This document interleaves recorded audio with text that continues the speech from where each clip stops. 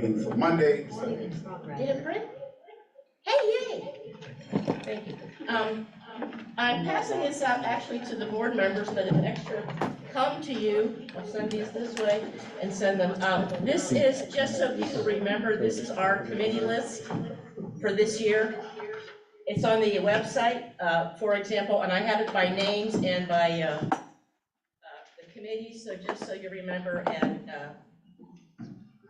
so people know what committee you're on. So if you want to take something up with your committee, you can informally meet with your committee because you're not voting on anything, and there's only 3 on all these committees, so you're not violating the Sunshine Act, and then you can bring it to these meetings. So now everybody has a copy of the committee thing just in their hand. Item next, presentations, which order?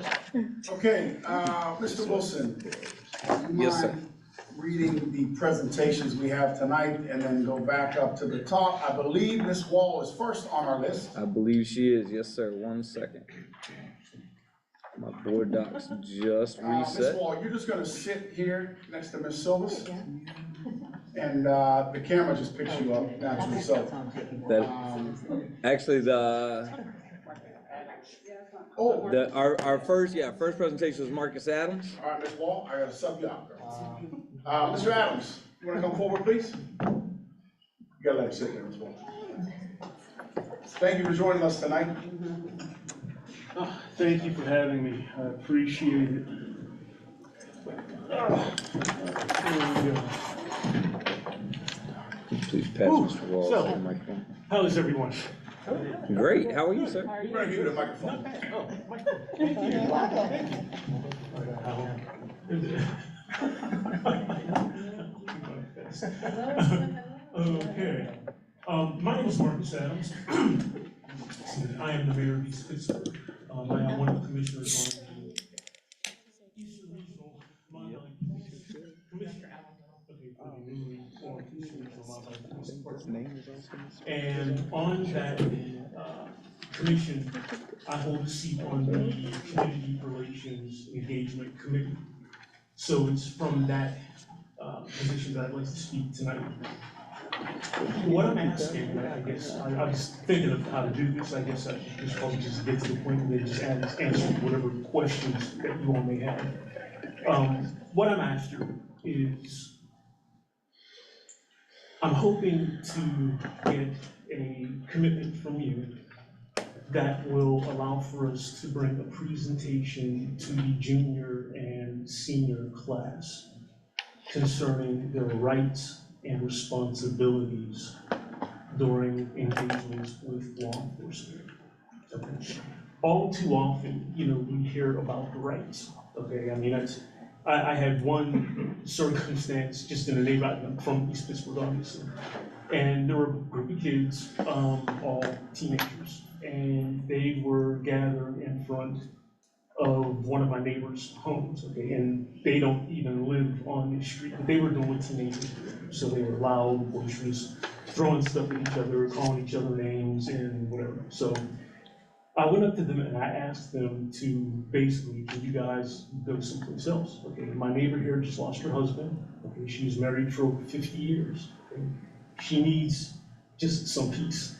And they were like, well, she's not complaining. Okay, well, you can't expect for a little lady to come out here and complain to a group of 10, 15-year-old teenagers. So she's not going to do it.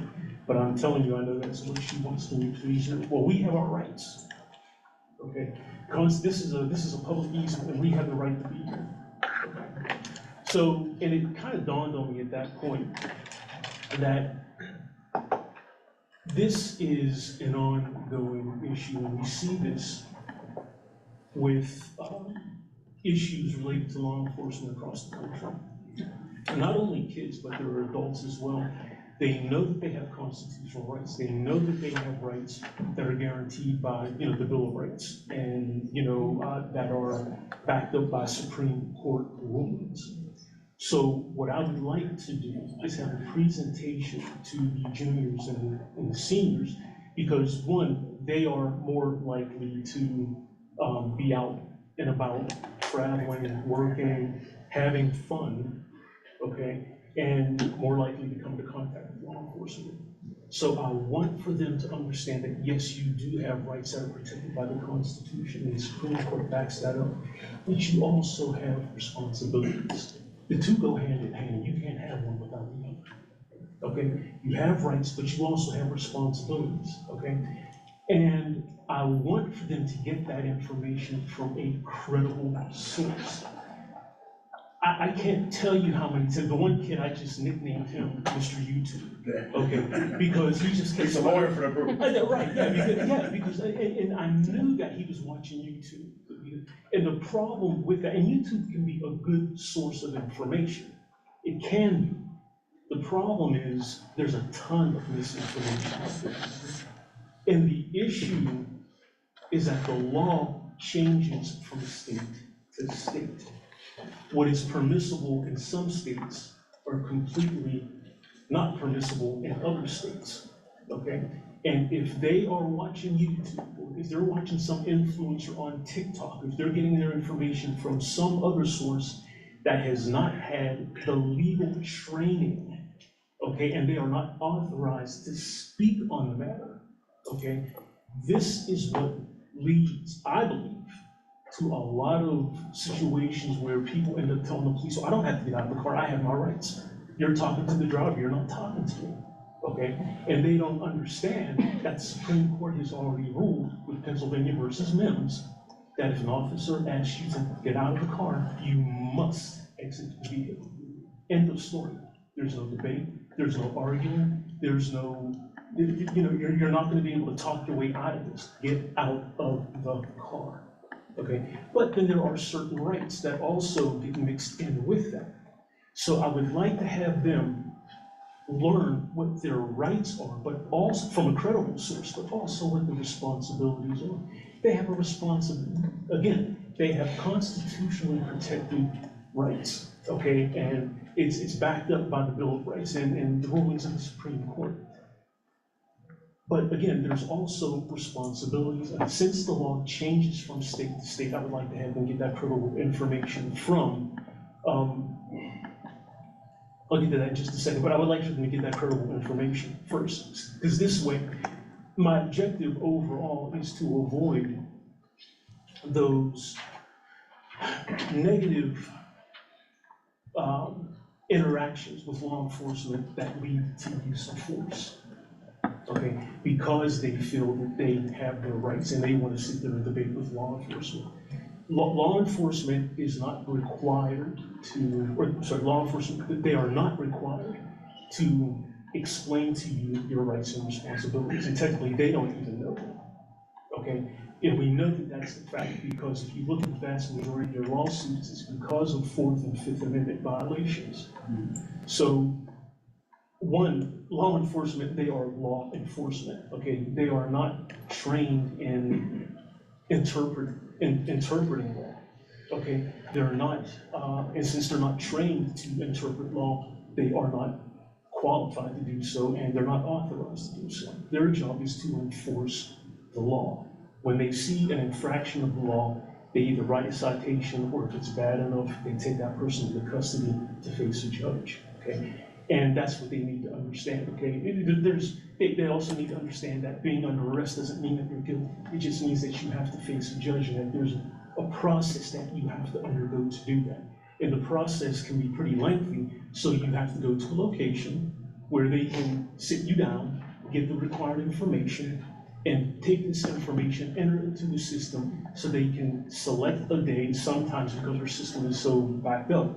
Sometimes it's 2, 3, 4 months ahead. So depending upon what you've done, you may have to stay, or they may release you to go home.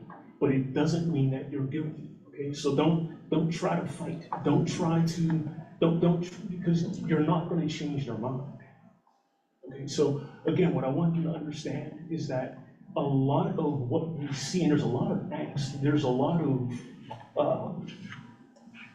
there's a gap between law enforcement and the people.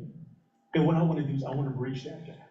I want to bridge it with the Constitution, with the Bill of Rights and the rulings of the Supreme Court, because if law enforcement, and just a side note, we've already contacted the FBI, and the FBI is coming in to do the training for law enforcement, okay, for acting under color of law and civil rights and well, actually human rights, civil rights, and constitutional rights, okay, so we just have to have enough officers to, get them to come on out and to have that happen. But if enough people, okay, understand their roles and they understand their rights and their responsibilities, okay, under the Constitution, the Bill of Rights, and Supreme Court rulings, I think that we can mitigate some of the negative interactions that lead to use of force, and that's my overall objective. And I would like to, again, I just think that it's important to target the older teens, because the younger teens typically are not going to have that much of an opportunity to come into contact with law enforcement as much as the 16, 17, and 18-year-olds do. Did I miss your credentials?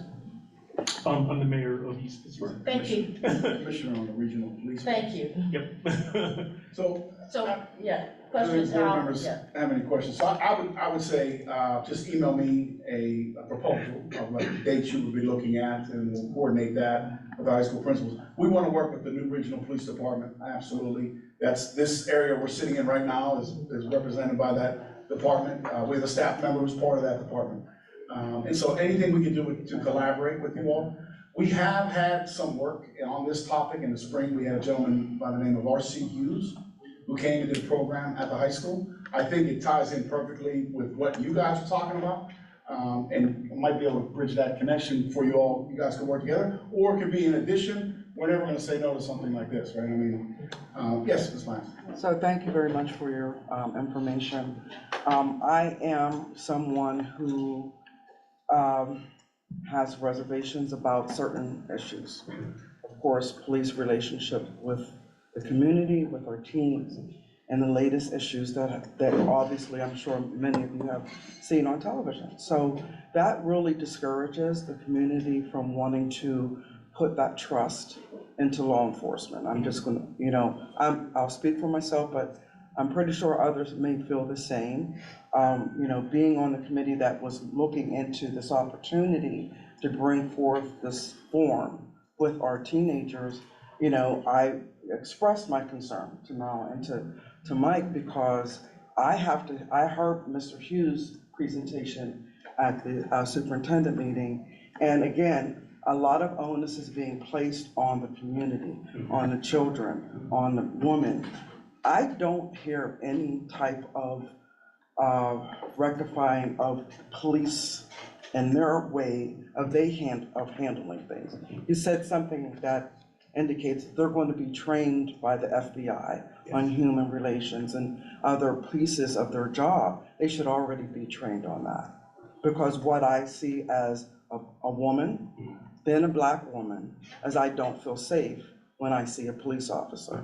And why don't I? Because there seems to be this target on the backs of those that don't look like the police officers that are supposed to be protecting the community.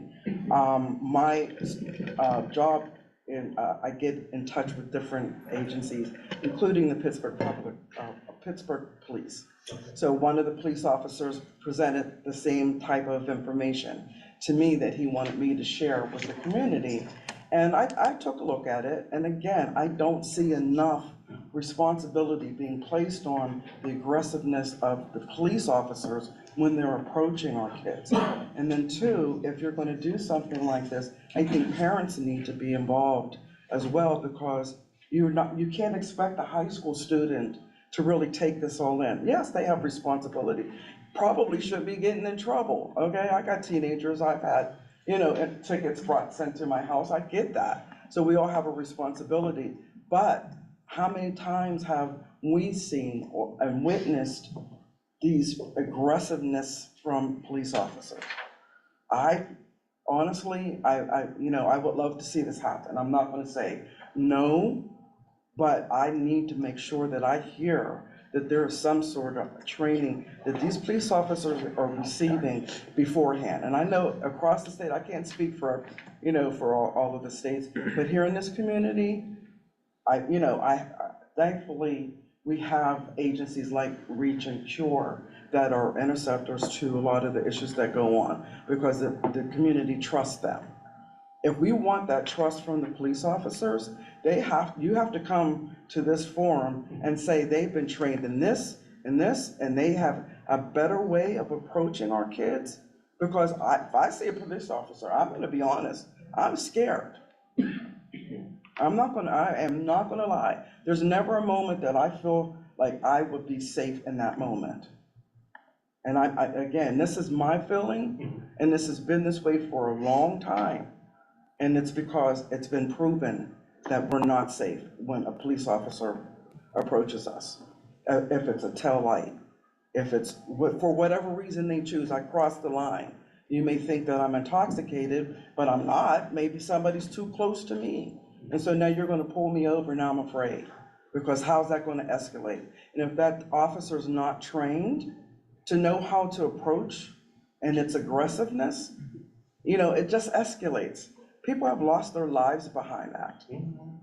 And I'm very uncomfortable, and I've given it a lot of thought.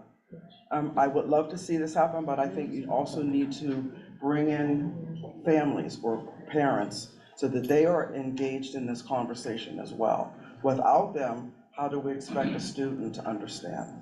But the police officers need to come with something, I don't know if it needs to be in writing, but some proof that they have improved their relationships with the community. I would sentiment Ms. Lyon's comment. The moment you said East Pittsburgh, I was triggered, because it automatically put back to Antoine Rose. This is what we're going to, and then automatically I thought of Sonia Massey. So to me, as a parent, if we're going to do this, I think it's a forum. I don't think this is something we should put into the high school to have our students sit in an auditorium and be told this is what you do, this is what you don't do. It's a family conversation. And unfortunately, right now, we're in a state of, we're triggered. We see that light, it's triggered. Families at home are telling their kids, when a cop comes, this is what you do, this is what you say, this is how you put your hands. So I think it's a great topic, great conversation. I don't think it's gonna just be you. I think it's gonna be, we have to have some kind of legal counsel there. I think it's a larger conversation. It's a forum that maybe we do from a community aspect, but just to say, we're gonna have our juniors and seniors sit in an auditorium and we're gonna tell them, what the FBI trained the police, it's not gonna hit the same. Because it's just like me, I sat here, you haven't seen me ever. You said East Pittsburgh, and I said, Antoine Rose, that poor child, You said, what to do, what not to do. I said, Sonia Massey, she did everything right, she still lost her life. So to me, it's a forum that we need to have. I don't think it's the proper setting to do it only for children. I think, like Ms. Lyon said, it's family, but I think until we see what the police were trained on and how they deal with mental health, they deal with other things, maybe it's not the right time until we see that happen. That's just for me, I'm just uncomfortable with it. The speaker that's going to speak after you, Ms. Wall, is going to speak to this because Aaron and I taught Antoine Rose. And it's been burning in us since 2018, and people say, why didn't he stop? You don't understand. You don't understand. But from that, and Ms. Wall is going to talk to you, what sprung up at our school from that, because the student summit sprung from that, the loss of this wonderful young man, and I want to think that maybe there's something to be worked with her program, with the student summit and those kids, to work together, because really, truly. Okay, can I just, to address concerns, again, the training is not coming from me, it's not coming from anybody that I know. I contacted, did everybody get a chance to, and maybe not, if I have a list, maybe I can forward some of the emails that I sent to Ms. Timbers.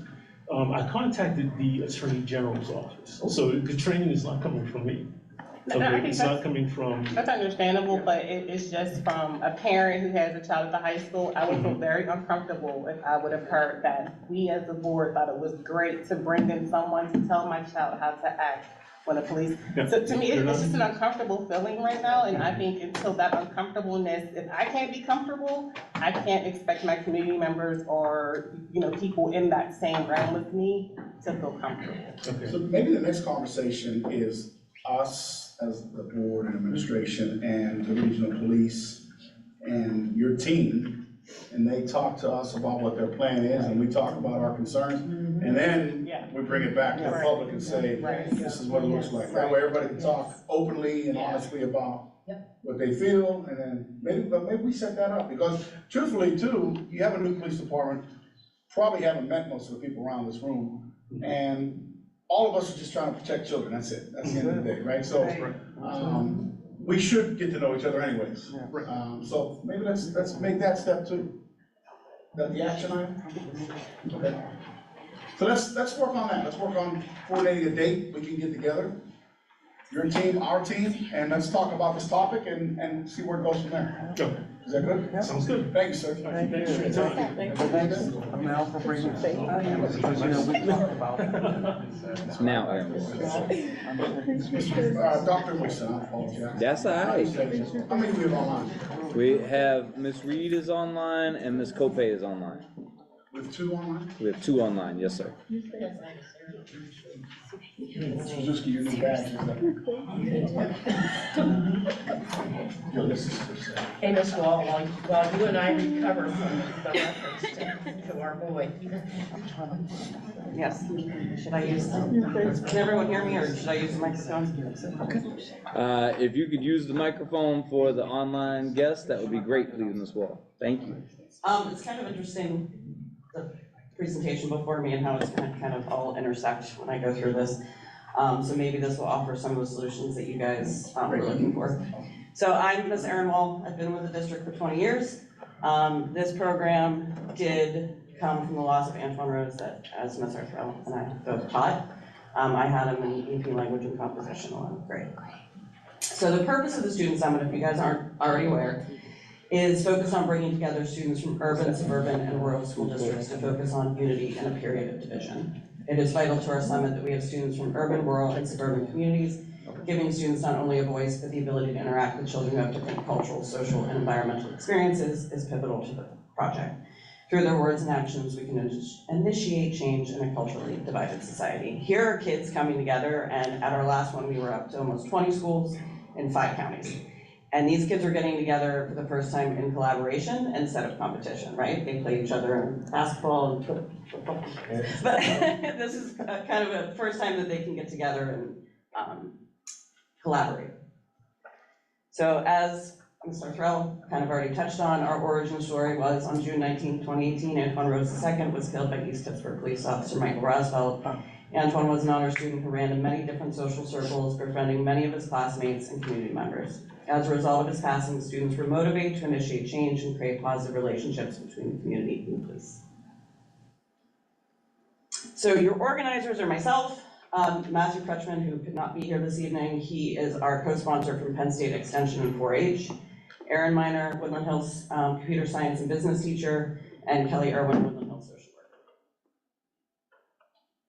So let me kind of go over the summit structure. The leadership event for preparation will be October 29th at CCAC main campus. This past year I was on an educational sabbatical. I went back and got my DEI cert from CCAC and built a really cool relationship with them. So they were excited to hop on board. There'll be another leadership event preparation in the winter at Heinz History Center. That'll be to be determined. The actual summit will be March 14th at Penn State Greater Allegheny. And then there's a leadership reflection and retreat. So at these first 2 leadership events, the student leaders prepare their presentations. And then they all come together on the actual summit day. So here's kind of the overall summit structure. Student leaders are selected from schools who have participated at least one time. Selection is determined by teacher leaders from each school district. Student leaders work with experts in their respective topics such as mental health, NAMI, LGBTQ+, Hulane Foundation, police relations, local police officers, and connection through the HERE Foundation, and that's why I'm here, because the HERE Foundation is giving us a $40,000 grant to make the summit continue to thrive. Gun violence work with Ceasefire, So student participants are all selected by teacher leaders from each district. It is completely voluntary to participate and or lead a session or participate in general. It's really up to the teacher leaders from each district to pick the kids, but we certainly don't want it to be, you have to be in AP classes or you have to have this GPA. We want to reach all the kids that want to be involved in the process. On the actual summit days, student leaders present their topics 3 times as student participants rotate through the sessions.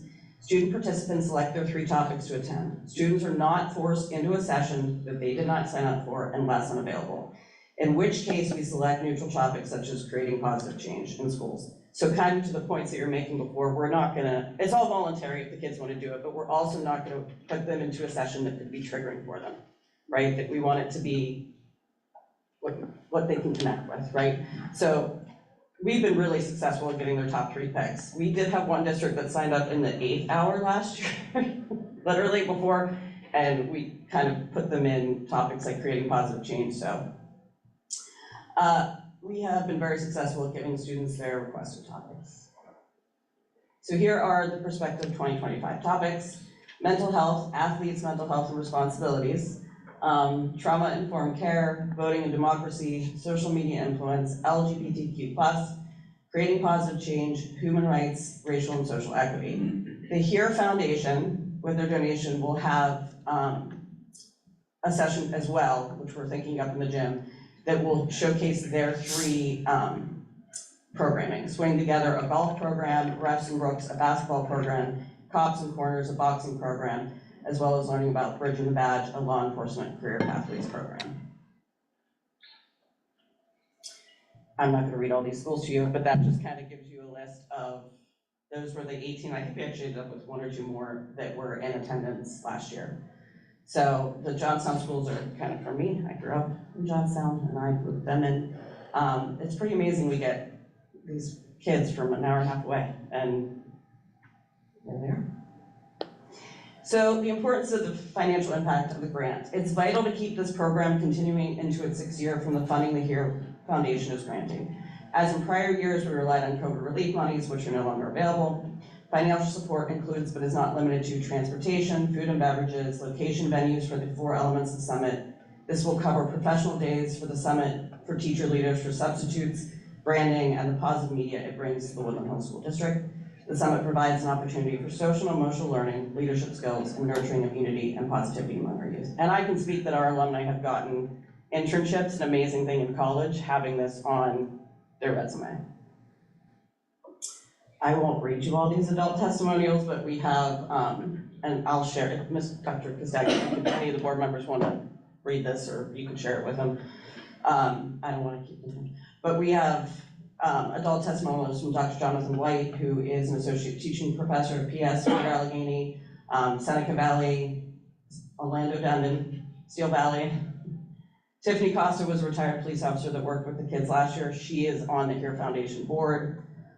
Gina Myers, science teacher, Greater Johnstown High School. These are all kind of teacher leaders and experts that worked with the kids, and they can tell you about their experience with the summit. Megan Nagel, the Penn State Regional Chancellor. I have a little, and I won't play the whole thing, but this was, we had the students who surveyed before and after the summit. If you could flip to the next slide. And this was what the kids from all the different 20 districts had to say.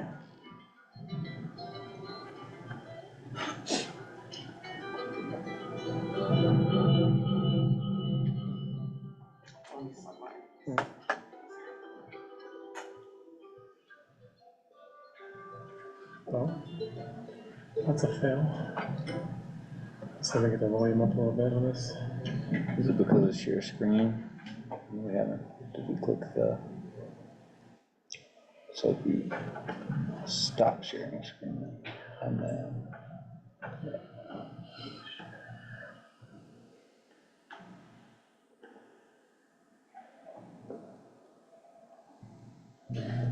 oh, there's the sound. Yep, there it is. Perfect. Now you should be good. Yep. Start this on.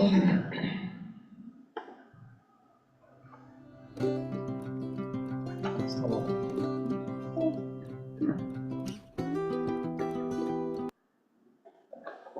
clear. So it should work. I can hear me. Want the mic? Yeah, maybe the mic, if you pass over the mic, Ms. Wall, we can. Every now and then they need my technical. That's right. They must be really in trouble. I waited. I take it personal, you wanna help technically, you told me to go through the script.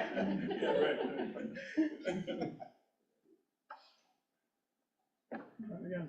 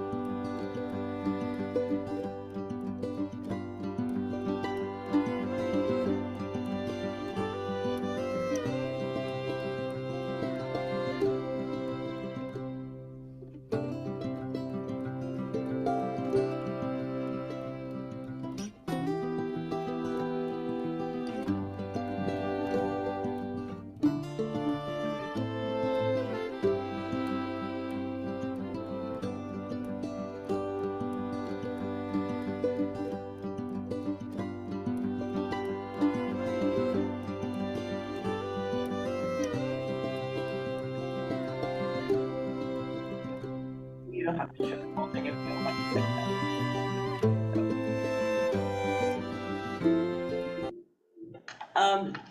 Sorry. There you go. So we also have a website that you guys can visit. Mr. Aaron Miner runs it and does an excellent job. If you're not familiar, on the first page, you will see all of our media. The media has been very kind to us, and we are very thankful. And see the different pieces, and WPXI has been really kind to us and had different clips. And then we also have an Instagram, which I have a Facebook too, but the kids are on Instagram, and I'm on Facebook. So, basically, that's my little presentation, and we're here to get, board approval to get the $40,000 grant for the summit. Yeah, roll call, yes. So make it up. Is there any questions for Ms. Wall?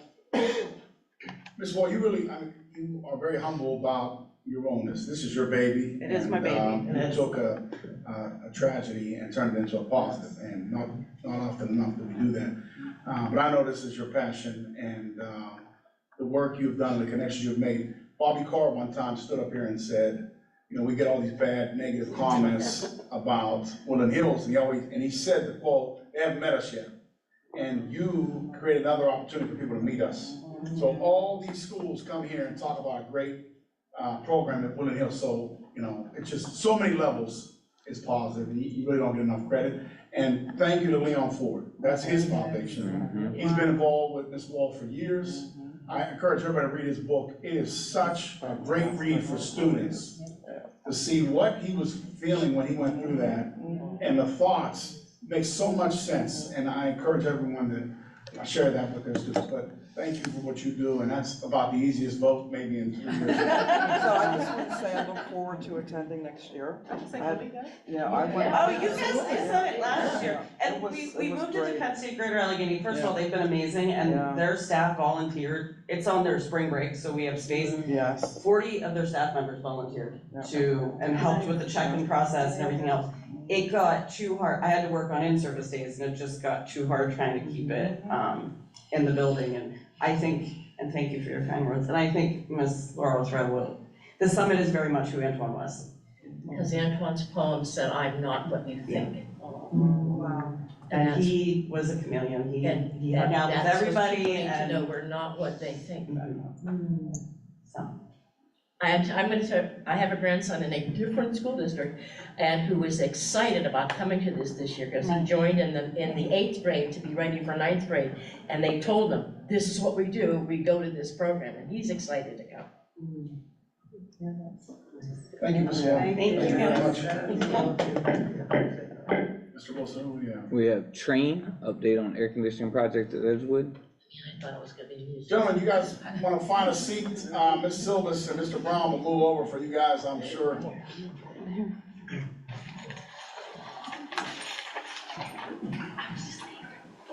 Sit here and so. You want to work on our ceiling? In case you need hydration. While we have some specialists here in the room. Liquid for you. That's my situation right now. Air conditioner. Mr. Bridge, you kind of want to introduce the Yeah, group? this is Bill Gordon and Jeff Miller. Jeff Miller's the project manager, and he's basically the consultant. I'm not sure exactly how, account manager. That's who you were talking to whenever you were out there. Right, okay. So these are the guys that are from Train. They're trying to help us along as smoothly and as quickly as possible with some, supply chain issues that are still relevant, and I don't think they're gonna be irrelevant forever. We will be dealing with trying to get paper clips, for crying out loud. It's from that small item all the way up to these large items that we're trying to procure. And these gentlemen are doing the best job they can. We can't, yell at them or say, hey, you're not doing what we need you to do. It's out of their hands. So if you have any other questions as far as warranties and whatnot, on that, movable parts and whatnot. This is for Edgewood? So there's two different things talking about. They're talking about the HVAC project that we approved in January. So this is just the installation of whole building AC. And we had hoped, obviously, that we were gonna get this done by September, but for the supply chain issues, the way they briefed me, it's not gonna be done. They don't have the material they need, but as rooms are completed, they will move on to the next room and stack rooms and move, Kelly's here in the back. Kelly has worked with them to identify some rooms where they can move people throughout the building that are vacant. But again, it's unfortunate, but we're gonna have a rough September in that building. The last one, but it's gonna be a rough one. And I know we've been promising this over and over and over. It's a matter of when the contract got signed versus, okay, we want to put this order in for what they call unit ventilators. You don't see one in here, but every school uses unit ventilators, and everybody wants them all at the same time. So I think my only question was just, as we knew, supply issues, like what was the supply? Was it something simple as like a boot, or was it ductwork, or was it like, what was it? And did you have any expected time frame where you think maybe by October we'll have enough to do 3 classrooms, or maybe by December we'll have enough to finish half the, like, can you just give us a rough idea of when you think we're gonna have the supplies and what the supplies are, kind of thing? Yes, ma'am. Right now, I'm expecting a delivery of 33 vertical UVs they're supposed to ship on August 20th. Just so everybody knows, a UV is a unit ventilator. At 555, I learned that's a unit ventilator. Listen, Thank you. I know, because Thought that was ultraviolet. I can set a furnace. So we have 33 being delivered. 33. That's 33 classroom units? That's the estimated ship date Oh. for the 33 vertical unit ventilators that attach to the wall in front of a window. They will have a hot water heating coil in them and a refrigeration coil in them. I'm expecting on 9/3 the shipment of 12 HUVs, which are called horizontal unit ventilators. They're mounted in the ceilings. Expecting 12 of those. We put together a project schedule and submitted it to Dan and Kelly. And we propose to do it by stacked rooms, as the doctor described. We'll have 2 rooms taken up in the back of the school to load and unload the units into through the window because they're fairly large. We'll use those 2 rooms to stage, and at that point, we'll take stacked rooms based on what they can give us based on available rooms to use. And we'll complete that work in each room. They'll go into those rooms, and then when we get a system completely done, now when you do stacked rooms, you may not get the system because there's 14 different systems. So you'll have 4 systems on the top floor, 4 systems on the bottom or in the middle floor, and then certain systems on the bottom floor. As we get systems done, we will go ahead and get them started up. You're never going to have an outage of heating in an occupied room. Okay? So that's our plan going forward. The plan finishes up, our goal is to finish April 1st with all installations in Edgewood Elementary. Okay, so you didn't have to change any ductwork or anything like that, you're not doing that project? No, there will be some ductwork transitions for the horizontal unit ventilators, but that's more localized. You might end up taking a section of ceiling out and putting the new one in and then build the ductwork transitions to go ahead and You're thinking facilitate these. it's not gonna be massive pieces of ductwork like. Yeah, that's what I'm saying, Yeah. I'm doing massive ductwork, have to do like blast tests, all of those kind of This things, is so we're all not doing that. Localized stuff with condensing lines that go through a coil, and then there's a motor with the squirrel cage that pushes the cold air out Yeah. from it, and then also with the heat, same thing. There's not ductwork like there's gonna be forced air in your house everywhere. This is gonna be local to each room, will have their own unit off of a manifold of a condensing unit that comes into the building and branches off with many fingers, we'll just call them, and goes to this room, and this room, and this room. And then in that room, it's local to that room. No trunks to ductwork, no open ceilings in the hallways or anything of that nature. And then you said by April, all of this, That's our plan to finish. We may gain some time, I hope we do. So We may how have long- some, you said August 20th, you expect the shipment to go out or come in? What did you say that date was? I'm sorry, I couldn't hear you. That first date, April 20th, August. August, I'm already in April. You said you expect the shipment to go out or come in that day? I expect the shipment to come in. It's gonna ship from the factory on August 20th. That's the estimated ship date at this time. Okay.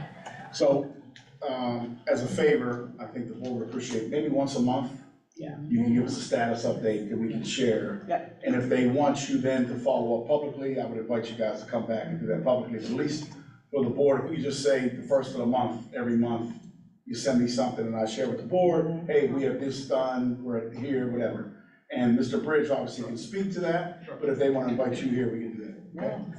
The ribbon cutting. I have- Ribbon and seat cutting. There we That's go. gonna be an event. I have an extreme amount of confidence in these gentlemen, and this is our other associate over here as well. And, We have it in YouTube there. Yeah, I think it's, as long as Dr. C said, if we can get an update, and as long as we know, as you're working on rooms, kids will be able to move to other places that might already be done, so it won't be impacting, too much of the flow of construction. it's gonna be tough to go no matter what with the other construction, and we're just gonna have to bear down Exactly. and grit our teeth, as my mother used to say, grit your teeth. She's pulling a splinter out of my arm or out of my hand or my foot, Yeah. Well, and I tell you, this man and Mr. Bridge have the best disposition, because Kelly's been through projects before. Yeah, that's a And when they big leave, they're all benefit. like, yeah, that's okay, we'll get through it. They're like, you can't rattle those two, so that's, Yeah, it's a That's huge great. benefit that's our building, and she's done it at Turtle Creek. We threw her at St. Anselm's for a year. That was a hardship and a half, so. We'll handle it, and we'll get the people to just keep everything smooth sailing. Okay. Well, I think one of the questions, and maybe you'll get to it, is cost and staying on track with costs and stay within the budget. So that was one of the questions. Well, with these guys. With those, it's this is okay, different. we're done, Yeah, okay, yeah. good, yes. This is a separate beast altogether. Okay. Like them the questions kind of ran into one another. Yeah, So just that everybody could decipher that. yeah, That this is some of those questions. These Yes. guys are they're set in stone. Okay. And you said they're using the back entrance to load everything, so they're not gonna be parked on the front street No, trying to unload? no, Well, they the won't back park is up tighter front, than but the there'll be a front. lot of fencing around the building to keep people safe, to direct them in the right directions. Tons of signage. The egress methods will still be in place for fires or anything of that nature, or, you know, any kind of unforeseen catastrophe or problem. So that takes me to the walkers and the drop-off. Are they going to be impacted by that? Well, we were deciding that it is gonna be impacted by that. So would they be better off being dropped off in the front? You know, dropped off, Drop off and pick up is gonna be in the front this year. Everything. The That's what that- information is coming out, and then it's gonna go through an email and a, okay, I just talked with Sergeant Livingston and we finalized some things. good, good. That's what, I honestly, I hated the drop-off.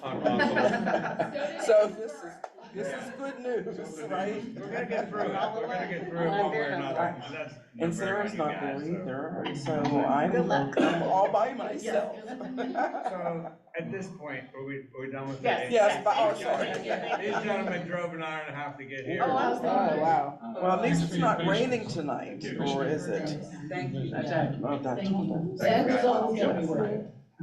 my God.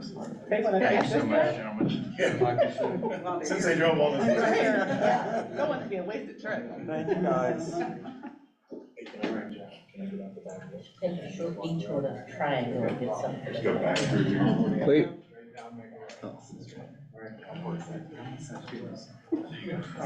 Okay. just stay right there, Mr. Bridge, 'cause you next. I'm right here for everyone. You want to, Mike, just, I think there's two people online, right? I wanna make sure. That's correct. There are two. That's correct. I'd like to speak loud. So, wait, so we're moving on to. Yeah, let's move on to the Edgewood project now. Yeah. Okay, so you guys, ladies and gentlemen, good evening, came with some questions, and I appreciate the questions, so I had a little bit of heads up. Starting with Renika. We work with women now, we have questions. It says, And my, oh, my God. warranties associated with the materials and work, all construction work. At the turnover date, it's good for a year, but there'll be warranties on the windows, I believe 10 years on the windows.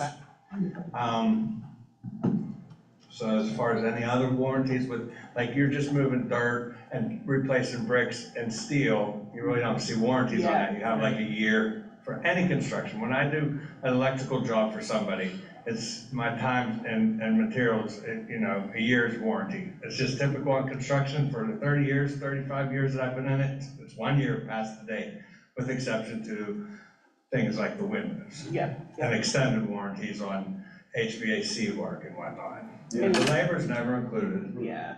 And the roof, there's 20-year warranty on the roofs.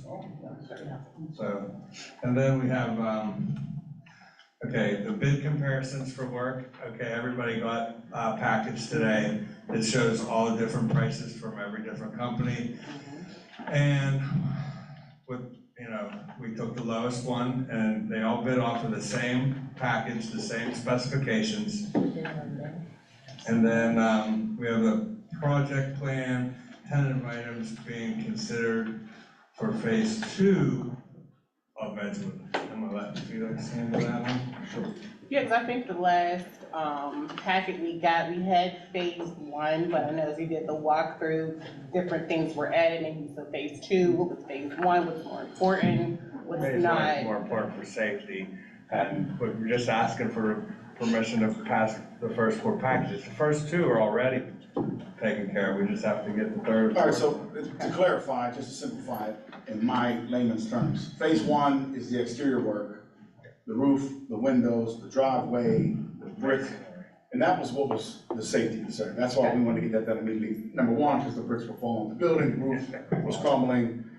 They actually exposed a lot that Danny showed me when I went over there, when they started pulling some of that brick down. What was behind it was bad, but, and then the driveway in the front. This phase 2, now that's what we're asking for approval. Okay. 2 of them have already begun, and we're just ratifying that vote. 2 haven't begun yet, but we're asking for all of those votes next Wednesday.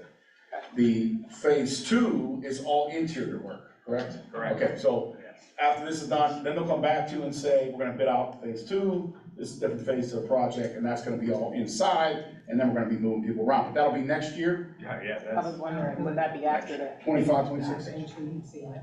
Yeah, the fifth package for the vestibule, command trap, for security, that is the fifth package of the first phase. That one is not completed with. We're not ready for that yet. Okay. So we're not asking for So that. we have one more package of phase one, Right, that's not in front of the board. correct, Okay.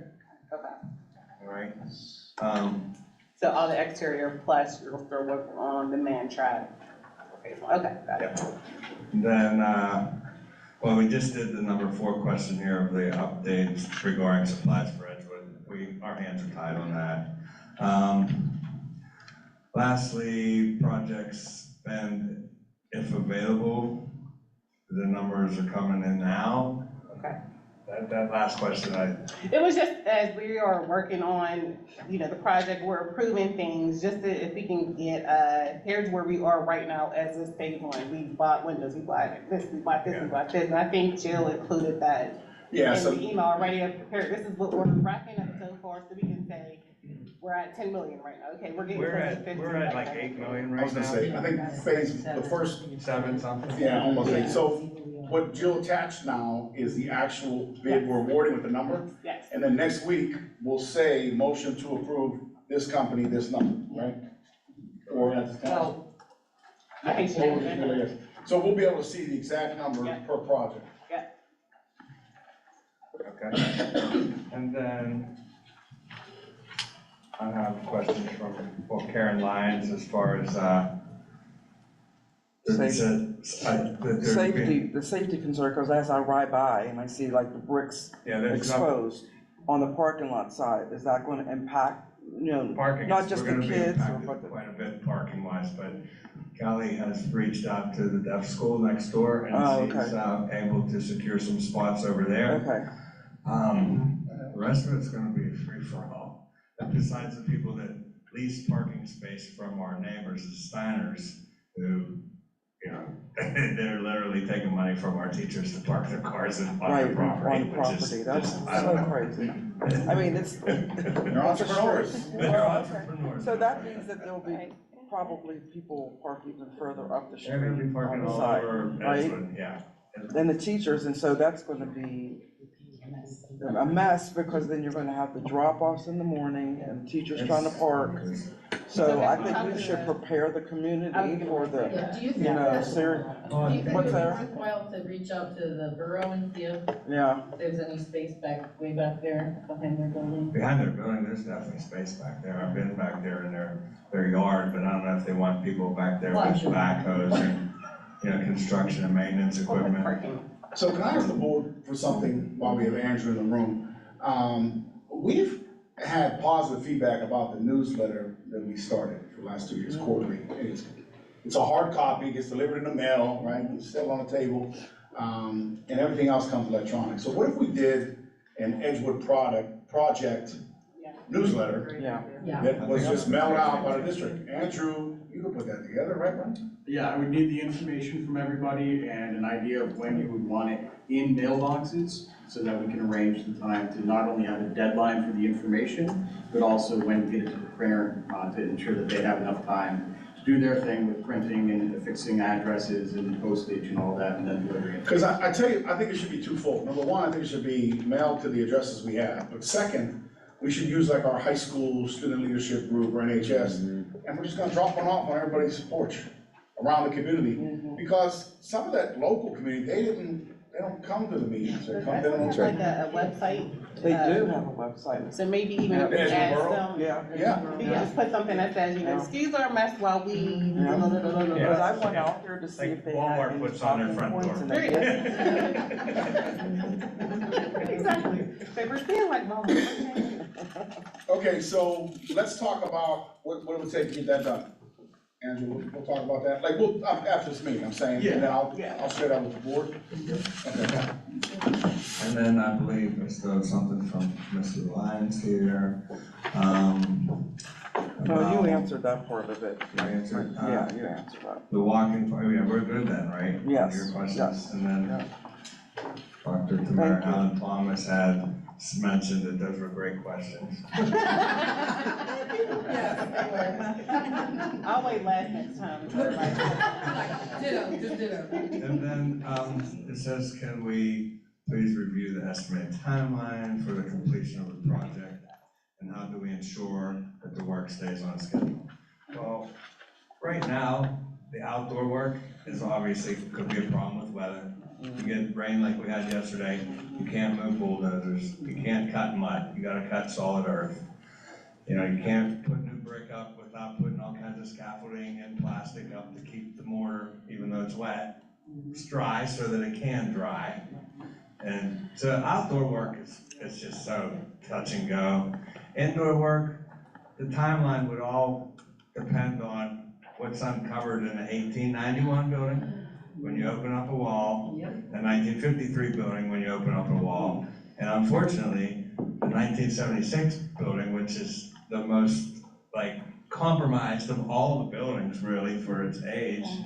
It's, who knows what we'll uncover, just like opening up this brick and seeing rusted beams and support brackets and things of that nature. So it's gonna be tough. I mean, we're gonna push, but you can't push people too hard, because if you push them hard, then they kind of back off. I deal with it every day on a smaller scale.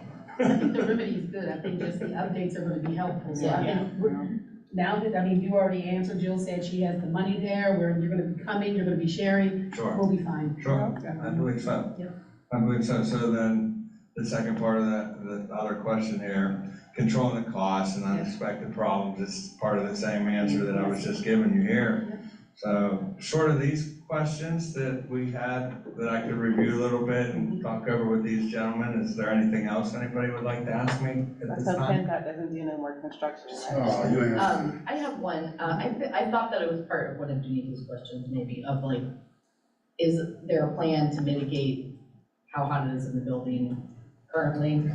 Box fans, planes, box fans. The school has stock in those. I can't tell you how many we've bought since I started working here, along with space heaters. And it's just the nature of the beast. Yeah. And then they either burn up or grow legs. Usually And just then a we buy month, another and supply next year. it's usually just September. How many box fans have we handed out? But when you run the typical residential box fans 24 hours a day, they're not a continuous duty motor. So they will burn up on you. And Brian, when are the windows? Brian? Now. When are the windows being put in? We're waiting for them to come in. Well, the windows, will probably not arrive until November, Okay, because it's such a long lead time yeah. on the windows. We anticipate to start installing windows this December and into January. So hopefully, And one of the other questions was like the caulking being cured. We don't have to caulk the inside of the windows, we can caulk the outside of the windows, and then whenever the real construction comes into place interior wise, they can come back, double back and caulk all that. And it's a 24-hour curing time, so I understand kids get their fingers in it, they wanna eat it or whatever. Exactly. We're not gonna let that happen. If they don't touch it, they wanna say, oh, touch Yeah, this. right. The safety precautions from the 90s, whenever I worked doing construction in the field, like in the hospital now, if you wanna take a ceiling tile out, you have to put a basic shower curtain around you and contain yourself within that 2-foot square radius. So the safety measures with, we'll just say OSHA and labor and industry and everything else has went from here up to here. We never wore hard hats. I did construction for 10 years, never wore a hard hat on a job, nor did anybody else. Now, if you don't wear a hard hat, they're gonna fine you. Yeah. You know, Yeah. along with, harnesses for being inside of the lifts and whatnot. I never wore them.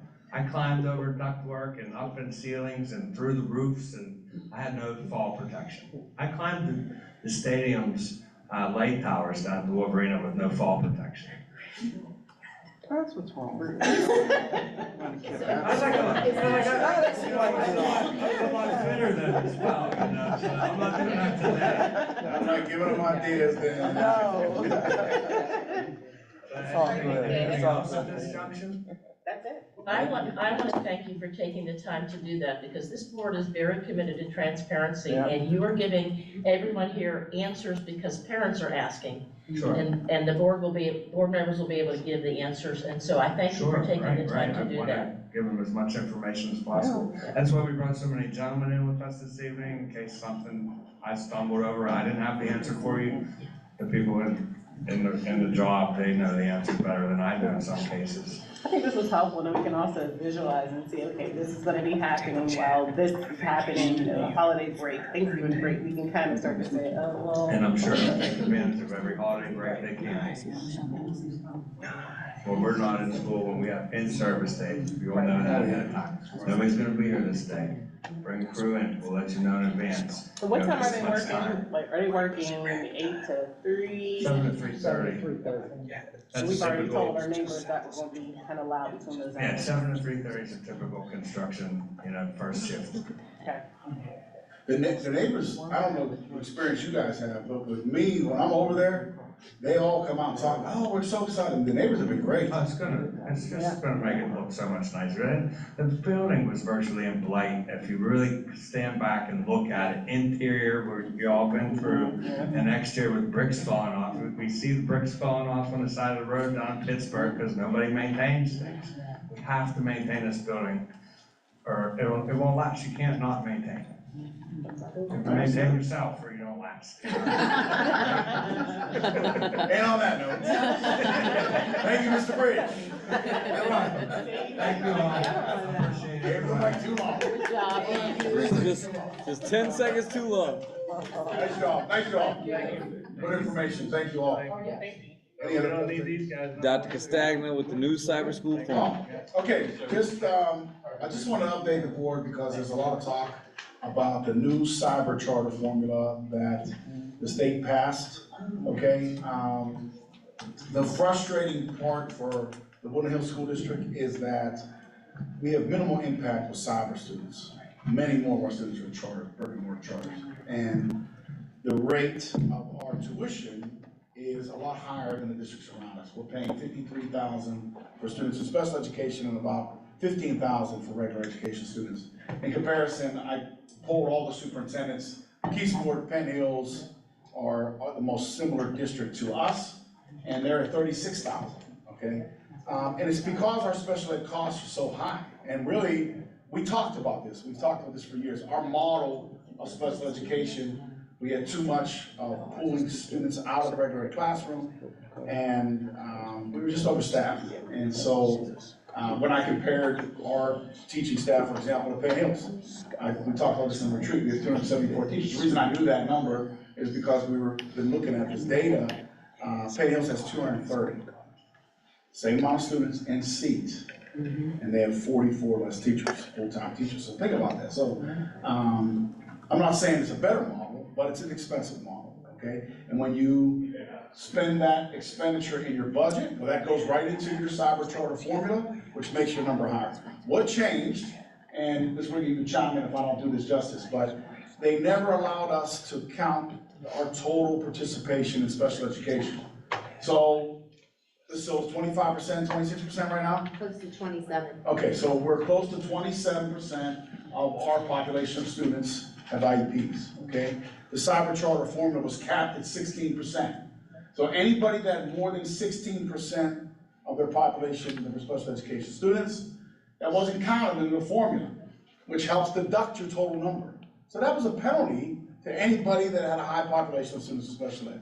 So they adjusted that for only the cyber schools to allow our 16% cap to now reflect what our actual number is, and that's gonna adjust our cyber tuition rate from the 53,000 to Ms. Regan estimated down to about 36. So we're gonna, and again, we're just doing this formula ourselves, we're waiting for the state to show us. But that only applies to the cyber schools.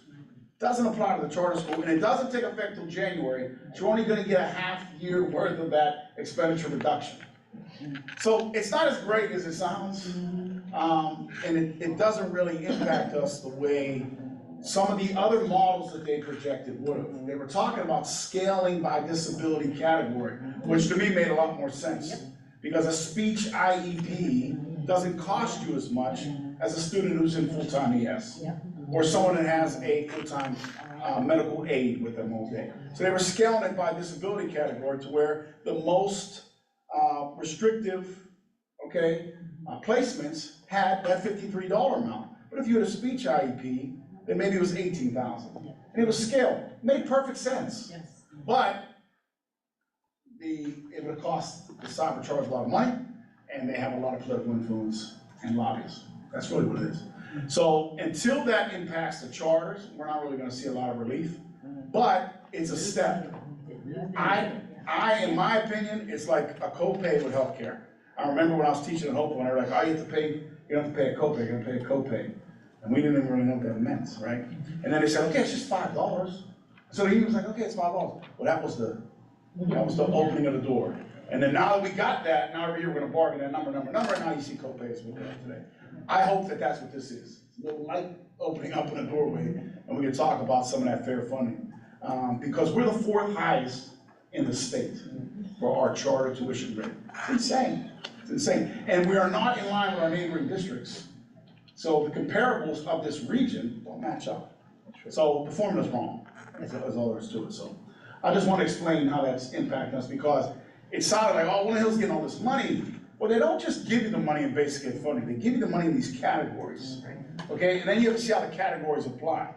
And all of these, it's like if you took your household budget and you said, okay, July 1, here's where I'm gonna be June 30 of 2025. And these are all my expenditures, right? They're just projections and predictions, and your enrollment is fluid. So all those have to fall perfectly for us to actually recoup all the money that they're promising us. They don't just put it in basic ed funding. So with that being said, it's not as great of a headline as it sounds, but it's a move in the right direction. So I just wanted to summarize that. Any questions about that? You're, I'm sure, experienced the same thing? Yes. Your population is probably close to ours? It is. Special ed numbers? We're 27% for sure, but we do pay less. We're about the 36,000 for our. Because you spend less. Yes. I thought we were anticipating for our number to go down once we had our special ed audit and realigned and like that. That didn't happen? It's gonna take time. Yeah. It's because everybody's IEP needs to be restructured and rewritten and unfortunately, so I shouldn't say it isn't getting better, because it isn't getting worse, but the number of kids is getting worse. So we probably have 100 more kids now this year, right now, than we did last year. And a lot of our new enrollment, I say this all the time, a lot of our new enrollment, the majority of it, a lot of them have IEPs. So we're not getting, so we're not getting any, anyone with like AP classes, we're getting a lot of kids with IEPs. The only place in public education in Pennsylvania that gets paid appropriately for special education charges. It is the largest unfunded mandate for public schools. The burden far exceeds what the funding. On every level and every year, there's more and more laws we have to adhere to, right? So you're handcuffed on what you can do, the amount of students in class, all those things. But the charter school number goes up. So that's the only place where you can profit. And again, like I always say, the most expensive private school in Pennsylvania, the most expensive in this area is probably Winchester Thurston, okay? Send your child to high school. It's, I believe, $33,000 a year. But if you're a high school student in special education and go to Propel Braddock Hills, it's $53,000? How's that right? So the numbers are bad. That's a 412 justice argument. I actually have explained this every chance I get to every legislator I get in one-on-one settings. And no matter who I talk to, they're like, is it really like that? Right, because they get these canned announcements that they think that they're doing the right. No one looks at you and says, that's right, or that's fair. They just don't know how to fix it or what it means. And so a lot of them get party line presenters and they get canned comments, but the impact isn't there. And so really all the schools, like McKeesport, Clairton, Woodland Hills, Still Valley, Gateway, that are unfairly punished by these numbers, need to get together. That's really what has to happen. And that's why Thursday we got a call. That fact you just gave us, you feel that the perception of our district is that we do well with our special ed students, and we do seek to I would like to think that, right? Because I think we do well with our students in special education. I think there's many factors that impact that, such as the fact that we do have low-income housing and things of that nature. And not that having an IEP equates to low-income housing, but obviously that can impact the fact that you have an IEP.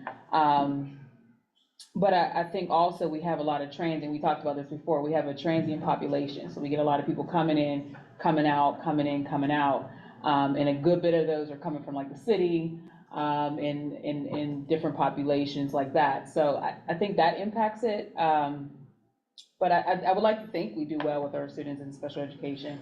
I had a professor at Point Park make a statement to me, and he's right. And it's an unpopular opinion, but he said, tell me the average household income of your community, and I'll tell you everything about your school. Yeah. And I'll tell you how many students are in special education, I'm gonna tell you how many students on free reduced lunch. I mean, it's like, and where you rank on the PSSAs across the state. And it's, they look at the population of the students you educate and the amount of poverty, and all of these things are directly aligned. It's unfortunate, but it's a fact. In Pennsylvania, near the bottom in the state for inequity between affluent school districts that they get, and districts like ours, what we get, and near the bottom. And one follow-up on your cyber school comment, I just read this, and these aren't exact, but you'll get the idea, the past 4 years or so, the fund balance for cyber schools in the aggregate was about almost $1 million. And as we sit here today, if you include their assets, because they'll take their money and go out and buy buildings, whatever it is they want to do with them, the figure was about $467 million fund balance, and they're used to advertise and everything else. And the playing field is so unlevel. Anything we can do to educate our residents to that effect will help, because most people just don't know they pay their taxes. If you did the math, in my head, I'm doing it right now, our millage rate in 25 million charter schools, where we get, I feel about 1.5 million per mill. 2 million. 2 million per mill, so tell our residents, what is that, about 10 mills, 11 mills go to charter schools. That's why our tax rate is up here. I want to talk about, we get 150,000 per month. I was just gonna say, you're blowing our minds. You know, we still have a strong residential tax base and commercial tax base. Just the areas with the strongest commercial tax base, typically don't send their children. Okay, so, but we're benefiting from that. I mean, there's no doubt about it. We're benefiting from those neighborhoods. And if we didn't have them, we would be in a tough spot, there's no doubt. But, you know, it kind of, if there's any more questions about this, I just want to bleed into the work Andrew's doing, because one of the things we've talked about is a rebranding of Dixon, okay? And a lot of the negative connotation around it. What I keep trying to emphasize in my end of the year speech to the staff, my beginning of the year speech to the staff is, if you look at what cyber school, when you watch cyber school commercials, they don't sell education, they sell happiness. They sell kids in their house and they're smiling, they sell that emotion, right? And I always say, what does Nike sell? They don't sell shoes, they sell, you can do it, just do it, right? They sell motivation. McDonald's, I'm loving it. They sell happiness and enjoyment. They don't say, hey, we have the best food. So like, we think about how can we express that emotion, the tradition, the love and passion, people that really love Woodland Hills feel about it. How can we make that our branding out of that middle school? And so we got together this summer, and all I did was throw it out to the staff and said, hey, I'd like to do this, if anybody would like to come. And 25 people showed up in June to talk about, yeah, we need to do this, because we lose so many students in the middle school, and it just has that negative connotation. And so they were like, hey, we want to do this, hey, we want to do that. So I took all their ideas, we emailed those out to the board, emailed those out to them, and then Andrew came to me and said, I do this work, and I think I can give you a proposal that I can take the lead on this and do this. Because what's gonna happen when the school year starts, all those teachers are gonna go back to their classrooms, I'm gonna be trying to get them together. So he showed me a proposal that I thought was extremely fair, and I wanted to be able to present it to the board before we went any further. So, Andrew? Yep. Greg, do you want to pull up that PDF? Yep. So as Greg's pulling it up, you know, when we talk about rebranding, there's two really important aspects that go into that when it comes to just an identity. And part of that is, you know, name and imagery. So you have all kinds of different options available to you when it comes to rebranding. And a lot of that comes, you know, within the core of Dixon itself, and programs and environment and everything like that. And that's certainly things that with our contract that we have with Woodland Hills at the AIU, that we can help you showcase, you know, environments in the classrooms, programs that are available. That's all part of our standard contract. But the additional aspect that we provide at AIU with our team in the Marketing and Strategic Communications Department is additional services that include branding and logo design and helping you guys maybe hit the reset button a little bit for the district and for Dixon. Because really these are tied together. You know, the most important thing for any brand is consistency. And the district kind of lacks that right now as a whole when it comes to your logos. You have the Wreath logo with the WH in the middle. There are other logos that are still floating out there. You know, there's the WH with Woodland Hills High School underneath it. There's just this overall consistency, and we see things on different letterhead, on different signs.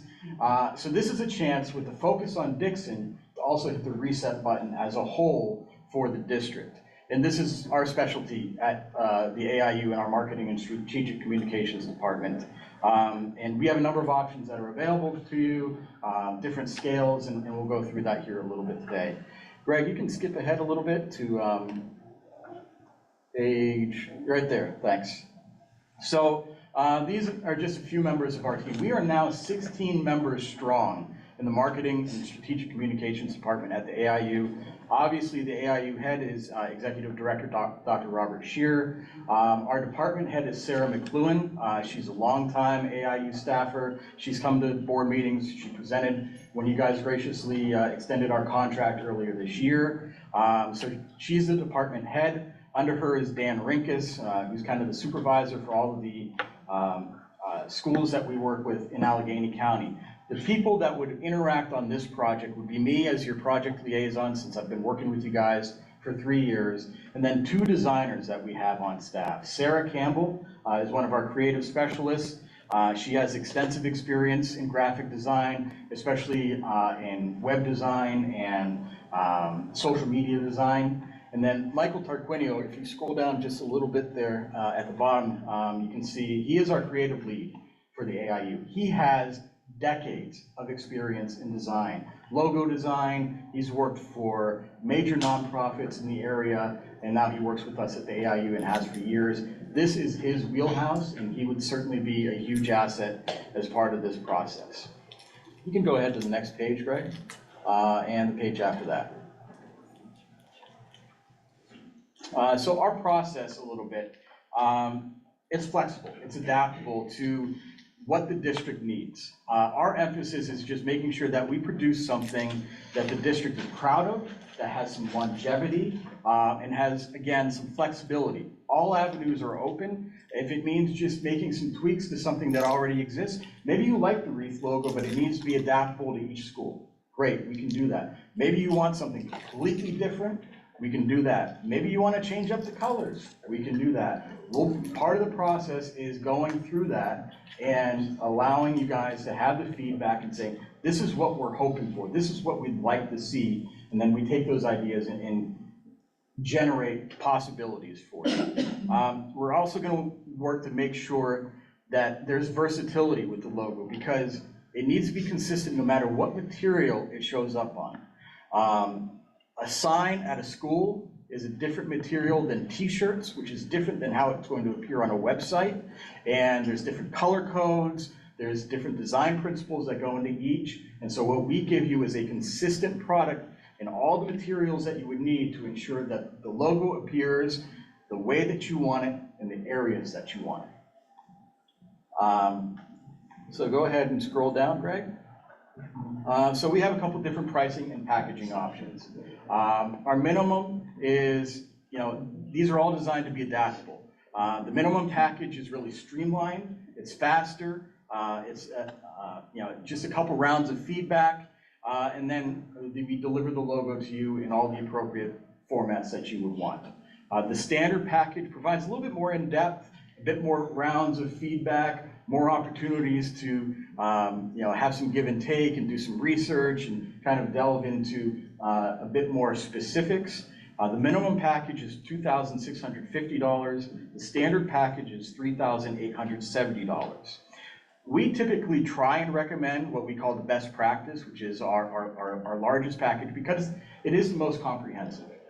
It costs $5,975, but what you get is extensive research and even the opportunity to use focus groups. And these are all optional. If you want to streamline and move faster and you have an idea of where things already stand, maybe it's one focus group, maybe it's none.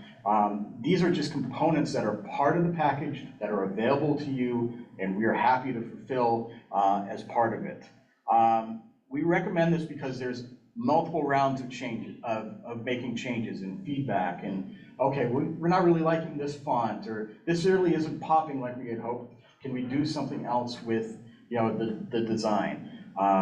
We go through and help select fonts for you, all the different color schemes and codes that go along with it. We provide branding guidelines, and the big one is we help ensure that all of your materials that need to be used, most specifically for school districts, your letterhead for all of your schools, we help you with that process.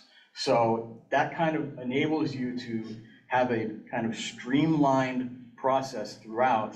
The other packages, it'd be much more up to who you have now and kind of on your hands, whereas we can really help fulfill some of those aspects. For all of these packages, we can help with connecting you with sign makers or anything else like that. This is for the logo design, but we have an extensive network of printers and sign makers and everyone that we can go out and find out, okay, who's got the best materials, who's going to be coming in at a fair price for any signage or anything like that that would come along. So Greg, can you go to page 14? So we're going to scroll down to logos and event graphics, because this also includes a lot of the other design work that we do, whether it's web pages, print materials. That's the page right there. And actually, you can stop right there with the Riverview graphics. This proposal that I sent to Dr. Castagna contains just a lot of our overall work. We send out a magazine twice a year to teachers and educators for them to take a look at that we design in-house. We do this work for all of Allegheny County. We've done design work even outside of the county with New Horizon. We're working with a school in Beaver County right now on a logo redesign. And I wanted to point you to the Riverview School District redesign because that's something that we did in-house.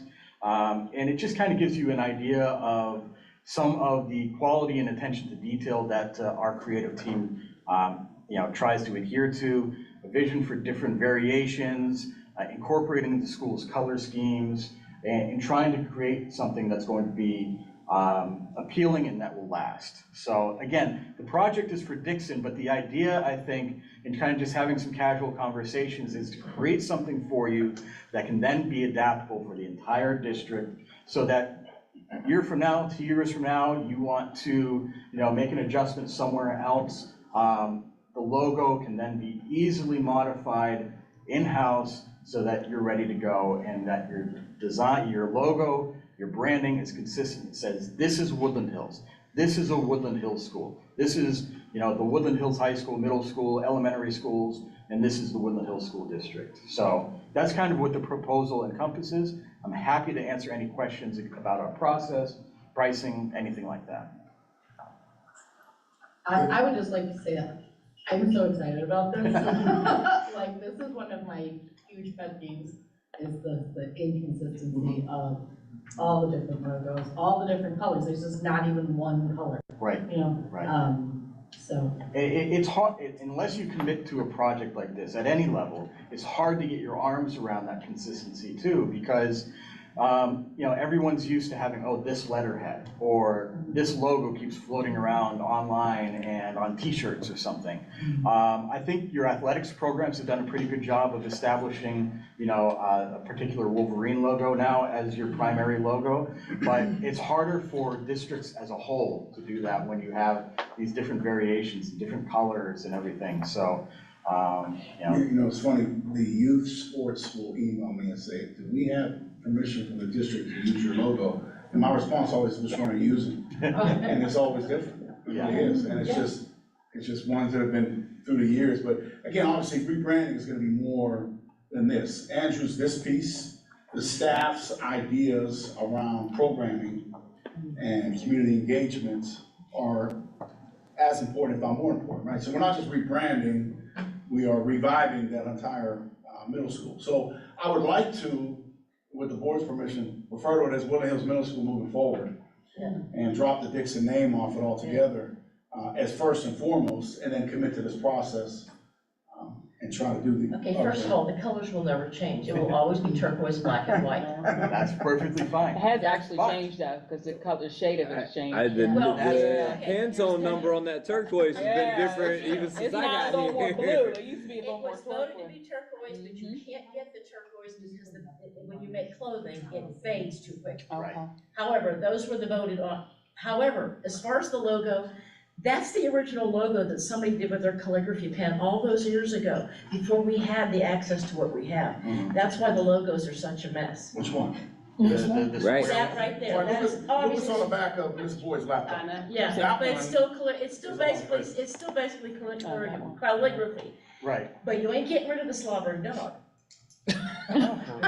We're focused just on the district, not the athletics. Just kidding, no, I'm just kidding, but no, but that's But I think at one obviously point been, that one. that was obviously done with like somebody in the office, okay, I'll make a logo, there it is, calligraphy, and that's what we've had for all those years. And what we can do is we can incorporate that history. One of the first projects that I did when I joined you guys as your communication specialist from the AIU was kind of a reflection on the 40-year history of Woodland Hills. So some of this research has already been done and where things originated.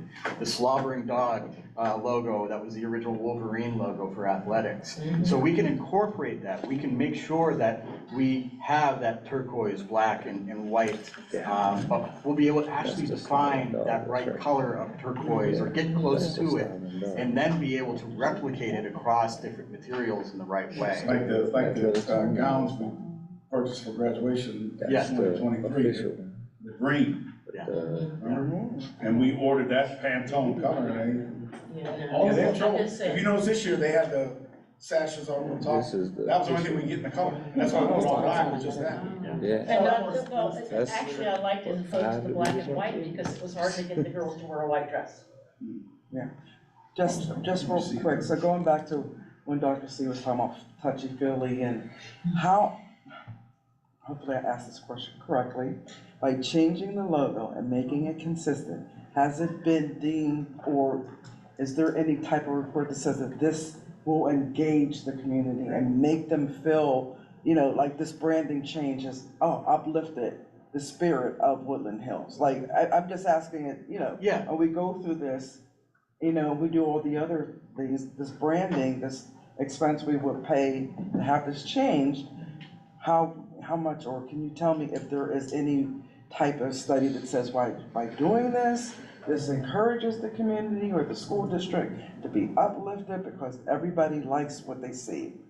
So I can certainly look into any studies. That would be something for Michael Tarquinio, our creative specialist. I'm just creative curious, lead. but, yeah. But what I will add is, as someone who did not grow up in the area and has moved in not only to Woodland, that has not only started working in the Woodland Hills area, but moved down to Pittsburgh after growing up in Erie. The thing that rebranding could really help here is, besides any uplifting or anything like that, is identifying your schools. I think one of the perceptions that I had here, and I know this has been an issue with some of your charter schools in the area, is which ones are Woodland Hills schools? Yeah, they changed the sign. I know that was a major effort. So when you're able to identify it as Woodland Hills Middle School, when you're able to further cement your elementary schools as Woodland Hills School District schools, that helps with the sense of community identity and district identity, which then leads to increased district pride, and these are our schools, this is what we're about, and then people become more familiar with the programs. It's like a groundswell of support. So the logo itself traditionally does not immediately confer this idea of pride or excitement or happiness. It's the messaging that goes along with it. So what the logo does and the redesign or rebranding does is it offers you a platform for consistency to issue those messages and those ideas and those concepts that you want Woodland Hills to be about. Are you giving us a presentation on more of this?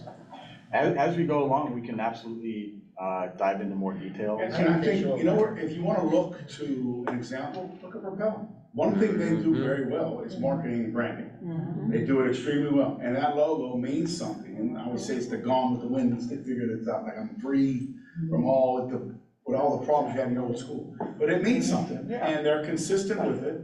The only thing that changes is the neighborhood. Propel Keysport, Propel Montour, Propel Red Hill, you know, but they brand well, and we have it. And that, the idea is to build this brand around this new logo that means something than it did before, right? Wait, that's a new initiative. It's not this anymore, that's that.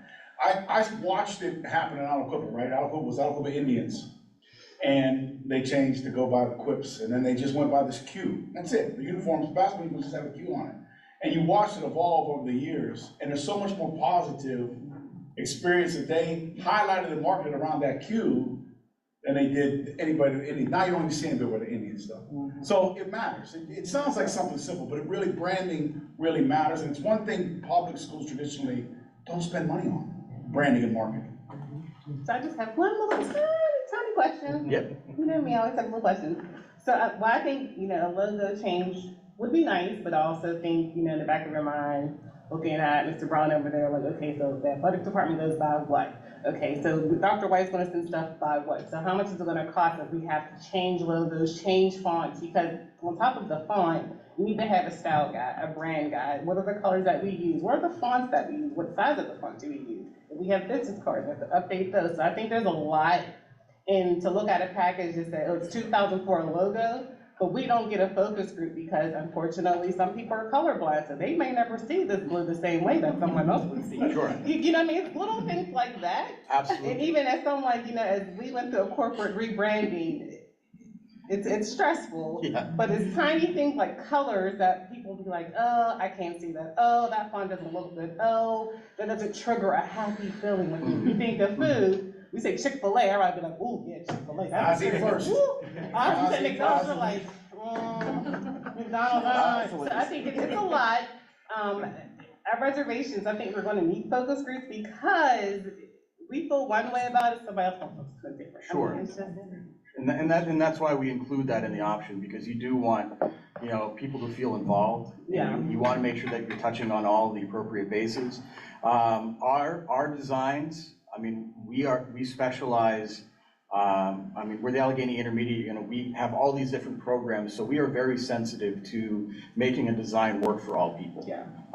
So we're not going to give you something that is going to be a major issue for someone who has some visual impairment or anything like that. The text is too hard to read or anything like that. And our website has to be ADA compliant. Exactly. So, and therefore, anything that goes on the website has to be ADA compliant. That includes your logo. Right. So, so for that aspect, absolutely. And then, you know, in terms of because in her review, I don't know if anybody else, but I seen black and yellow. I said, oh, Steelers. I didn't know. I said, Riverview, these Steelers colors. Look at that. But to your point about font, I know working with Medicare in the Medicare Health Division, you had to use 12 font on everything because the analysis of that, of the senior population, was that we, because now I'm senior, can only see at that level. Like, we cannot read it, and I'm looking now,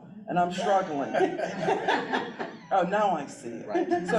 So it is important that those things are taken into consideration. And they absolutely Yeah. are, as part of this process. You had also brought up the idea of making the transition for business cards and letterhead and adhering to all of the, making sure that they all look the same and everything. That's why we would give you, especially in the comprehensive package, a full style guide of this is the font, this is the typeface, this is the font size, these are the colors that we use, these are the color codes, depending on, how the color is going to be used. We would give all of that, and then, the comprehensive package, we'd also help with that transition process as well.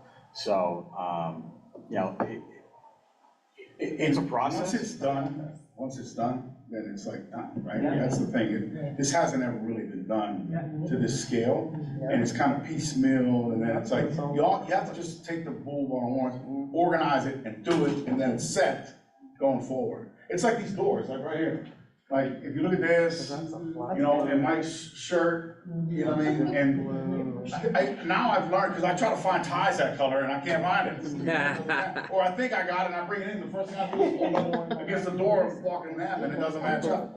But it's tough, it's a tough color scheme. Now, does that go hand in hand with what the teachers propose to you? Yeah, so he would be I'm gonna call it the hardware part of it, right? The logo, branding, the signage, letterhead. And then the teachers are the programmatic part of it, right? And what are we changing about Woodland Hills Middle School? Why is it different? And so all those recommendations they have, I told them, I said, I'm gonna do all of these to get them going. So we wanna get the board approval to do this piece and add it to the proposal that the teachers recommended, okay? And then the name and the logo are the first thing people see, and then the changes we start implementing out throughout the year. And mid-year, we really blast it out. This is what we've done, and these are the changes that have been put in place. We can't really advertise what we're gonna do. I wanna advertise, this is what we've done, and this is the positive impact. But the first thing you gotta do is his work. So my question again is, you gave us 3 prices. Can we see what those 3 prices entail again, or? Yeah. Can you just share that? Yeah, too, so we can look Can at you it. just email that to the board? Yeah, that kind of. I need bigger font. And Times New Roman Arial 12 point, always. I'm just being honest. Okay, yeah, you can email that to the board. That's what the kids have to type And in, then obviously, your papers have to. this isn't final today, right? I do have a suggestion, when we come up with some of the ideas, I think you should let the elementary kids just kind of take a peek at it, because they're gonna tell you the truth. They're gonna tell you, oh, that is. Our high school kids are pretty honest too. Our parents don't exactly have problems. The higher level grades, just because they're gonna say, oh, that is. If you remember me bringing up all this old stuff, this was all voted on by the children of this district. The name, the colors, everything. And and those kids are now parents of the kids that we have. Yeah, 2 students came up with the Older name. than the parents, Yeah. yeah. 2 students came up with the name. Well, because there's a street down here, the Fuskas live on. My blue wig that I wore football games isn't any of these colors. If I'm gonna put it on again, it has to match. Well, see, it used to be more like this, like a deeper this color, yeah. It wasn't, now it's more blue. That's blue. Yeah, it's more blue now. We get a blue color scale. Gotta be a Pantone, that's right, it's gotta be a Pantone color. 2996.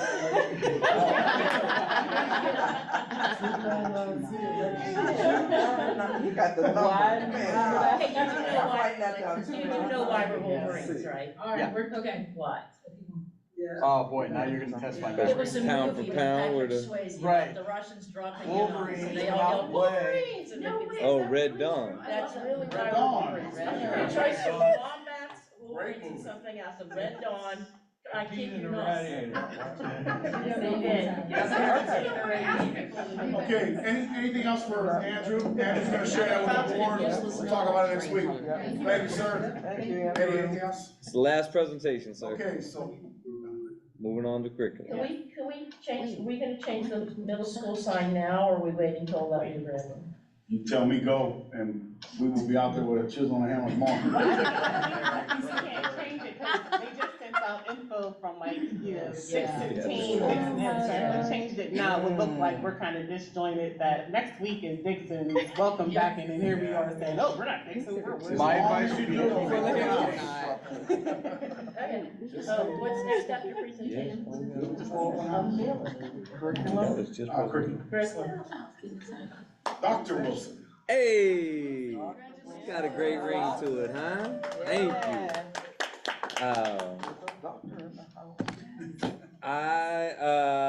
One day I'm gonna get used to that, but it's not gonna be today. I appreciate it. Thank you very much.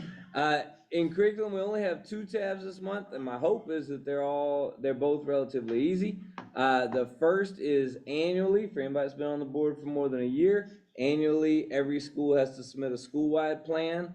All of our schools are Title I schools, and so that requires them to submit a school-wide plan. We also have 3 schools that are called ATSI schools. Although we think Wilkins is getting off of that list, those also require annual school-wide plans. So the school-wide plans are attached to the committee tabs. The principals will be here next week at agenda setting if you have any questions about their specific plans, but they require board approval before they're submitted to the state. So those are the school-wide plans. This is an annual event. Every August, we ask for board approval on the school-wide plans. Any questions about those right now? I can't answer details about the individual plans because the principals, along with their stakeholders, make those. But if there's any questions about the process, I'm happy to answer. If we have questions that we would like to send before the meeting, should we send them to you, to send to Mr. Wilson, or just send to Mr. Wilson It's directly? easier to just get it to me and then Okay. I'll disperse it. Yeah, that's great. And again, this won't be voted on for another 2 weeks. That's right. So we legislate. We obviously can discuss it at the agenda. That's right. However, to that point, I am gonna ask that the photography and yearbook proposals, if possible, do get voted on next week at agenda setting. And again, if not, legislative is fine. I just would like for the company to be able to work with the principals to set up dates for pictures ASAP before school starts so that we can get that done. We received 5 proposals. They're all in my office. They were all physical proposals, so I don't have any of them digitally. But anybody that would like to review the proposals in hard copy may do so. They're in my office.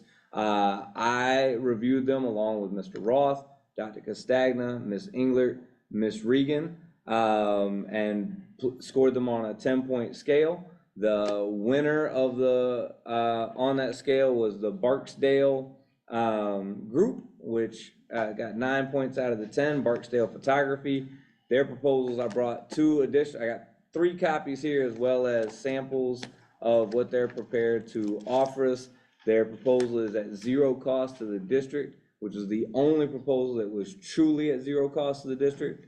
Other proposals scored high, but they then said, and if you want to add principal IDs, and if you want to add student photos, or if you want to have class photos, then that'll be an extra $3.50 per child or $3 per staff member. And Barksdale has offered all of the things and more that any of those proposals did, all for free. And so I'm extremely impressed with what they have. I've already reached out to Heather Chesney and told her that pending board approval, they would be the group. And she's already reached out individually to each principal and had meetings with every principal to say, hopefully, assuming the board approves this, here are our plans. They've already got dates on the calendar that would go into effect as soon as y'all vote yes. For photography, those of you who have had children or grandchildren in our district for the last 3 years, you know that Strawbridge has been a nightmare. As a parent, I can say they were a nightmare for myself. I still never got pictures for my daughter for 2 of the last 3 years. Already, I've had more communication with Barksdale, and they're not even approved yet, than I had over the last 3 years from Strawbridge. So I've been extremely impressed with them. And again, I put their proposal up against any of the other 4 that we got, but you're welcome to also see those if you'd like. They're really, really impressive. Any questions on that? So they're going to produce the yearbooks? That's right. So they would work with, both Mr. Beard and Ms. Bostard have put together a group of kids who have, revised and edited the yearbook for the past few years, but they'll print them, they'll produce them, they'll put all the photos, the senior photos as well as the student photos in them, they'll bind them, and then they'll get them out to us. So would they be able to get the yearbook before they graduate? That is the absolute hope. I know that. Originally, they changed it because they wanted to be able to include pictures like graduation, things like that. So that's why it was changed, because it was at an earlier date previously. That's right. But they changed it because they wanted to include graduation. But yes, we would ask Barksdale to do that prior to the And they'll do whatever we want. And I can be honest, when my former school, parents wanted them before the kids left. And it was so hard for us to track the seniors down after they left. That's They exactly scattered, right? So we stopped after the Christmas dance. That was it, running.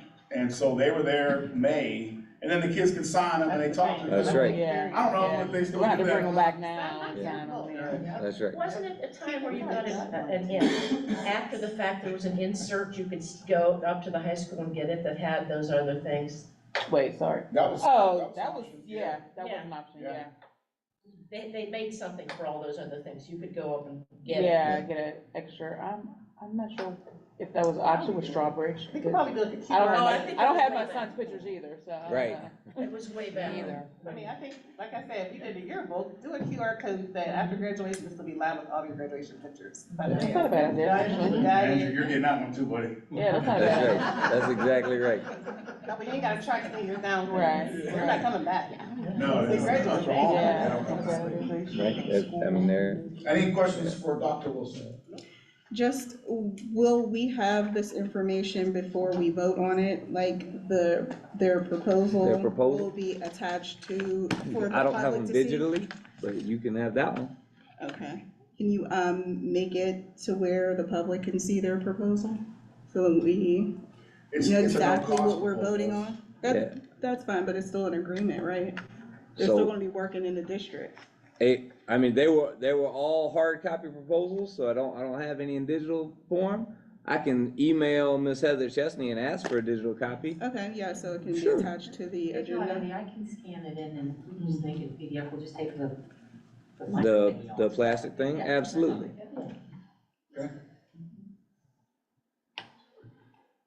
Oh, buildings and grounds, I didn't know if it was my turn. That's it, you're up. You're up again. Well, It goes faster.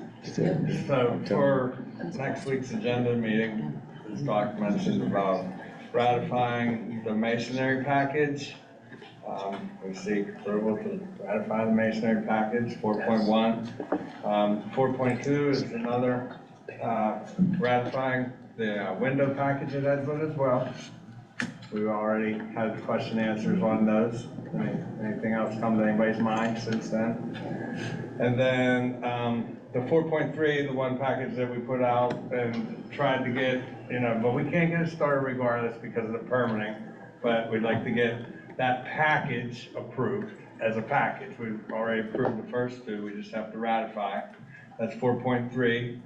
And then, the easy one, 4.4 of the facility usage. So that's a non-issue really. And then 4.5, we seek approval. And whenever it says shingle option, that's the middle building that already has shingles. We looked at putting metal or slate on there, which was way overinflated in price. So we're just going back to 20-year shingles. It's such a high, steep pitch roof that a 20-year shingle package will last 35 years because water sheds off of it so fast. It doesn't get a chance to back up and freeze or anything like that. So we seek approval for 4.5 along with the replacement of the flat roofs, which would be the C building and the A building, which would also be a 20-year package, 20-year warranty package. And those are like build-ups where there's insulation that they'll tear off and put new insulation down and then put their tar down, sprinkle their rocks and put their rubber down, so. That's what we seek approval for. Any questions on any of I this? have one question now. So when we do the front, are they taking the trees out? Two. The trees, yeah. Two. And it's basically tree to tree, like those two inside ones. Two inside ones are gone for Yeah. sure. The outside, they're gonna try to avoid, and they agreed to plant, obviously. Yeah. I was They're gonna say, gonna we're gonna plant two, replant. they're gonna plant 2 trees for every one they take down. Felix, who was here, has Yeah. an idea on that with the people from Edgewood. It's a shame, I mean, somebody's gonna get a lot of nice firewood. It's one, those oak trees, I mean, there's quite a pretty bevy of trees there. We actually Just thought sell we'd get them from more your own pushback property. locally. Yeah, we did not, because They that one wanted family, fixed. they were okay. Mhm. I really thought the ones that lived right across the street, In the red, I thought yeah. they asked about the tree and then you explained it and they were like, okay. That's sidewalk. Well, because which I talked to her afterwards, for a while, and what she said is that always stopped it in the past. Yes, So she thought we were just all talk right now, and it wasn't gonna go anywhere. So the Because one five of the trees sisters. was The five dedicated. sisters. He said there was some dedication What is of one of the trees, but they were okay. Yeah. I thought for sure they were gonna be like, Sidewalk is starting with those roots. yeah, yeah. Oh, yeah. Okay. Is that everything? Athletics. Well, are we, Oh, I'm sorry. we Mrs. done Bridge. grilling, Mr. Bridge? Mr. Bridge is done for today. Appreciate all y'all. I'm gonna stick around, of course, because I love everybody. Athletics. So, we're just looking to renew the Roxmore contract from last year to broadcast all of our sports, all 19 of our varsity sports for the upcoming 24-25 seasons.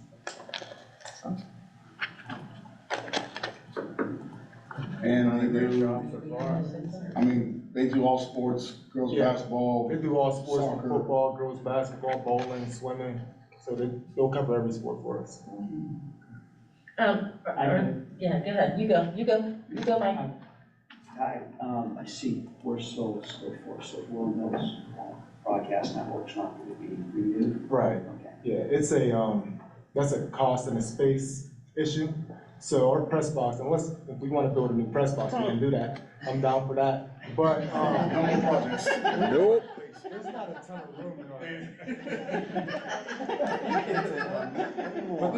of room in our press box, so to put 2 broadcast crews in there is tough. So we have to turn down, like the Trib and the Post Gazette to come to our games and cover our sports. Obviously we need those media outlets if we're gonna, paint a good picture of Woodland Hills and our athletic programs.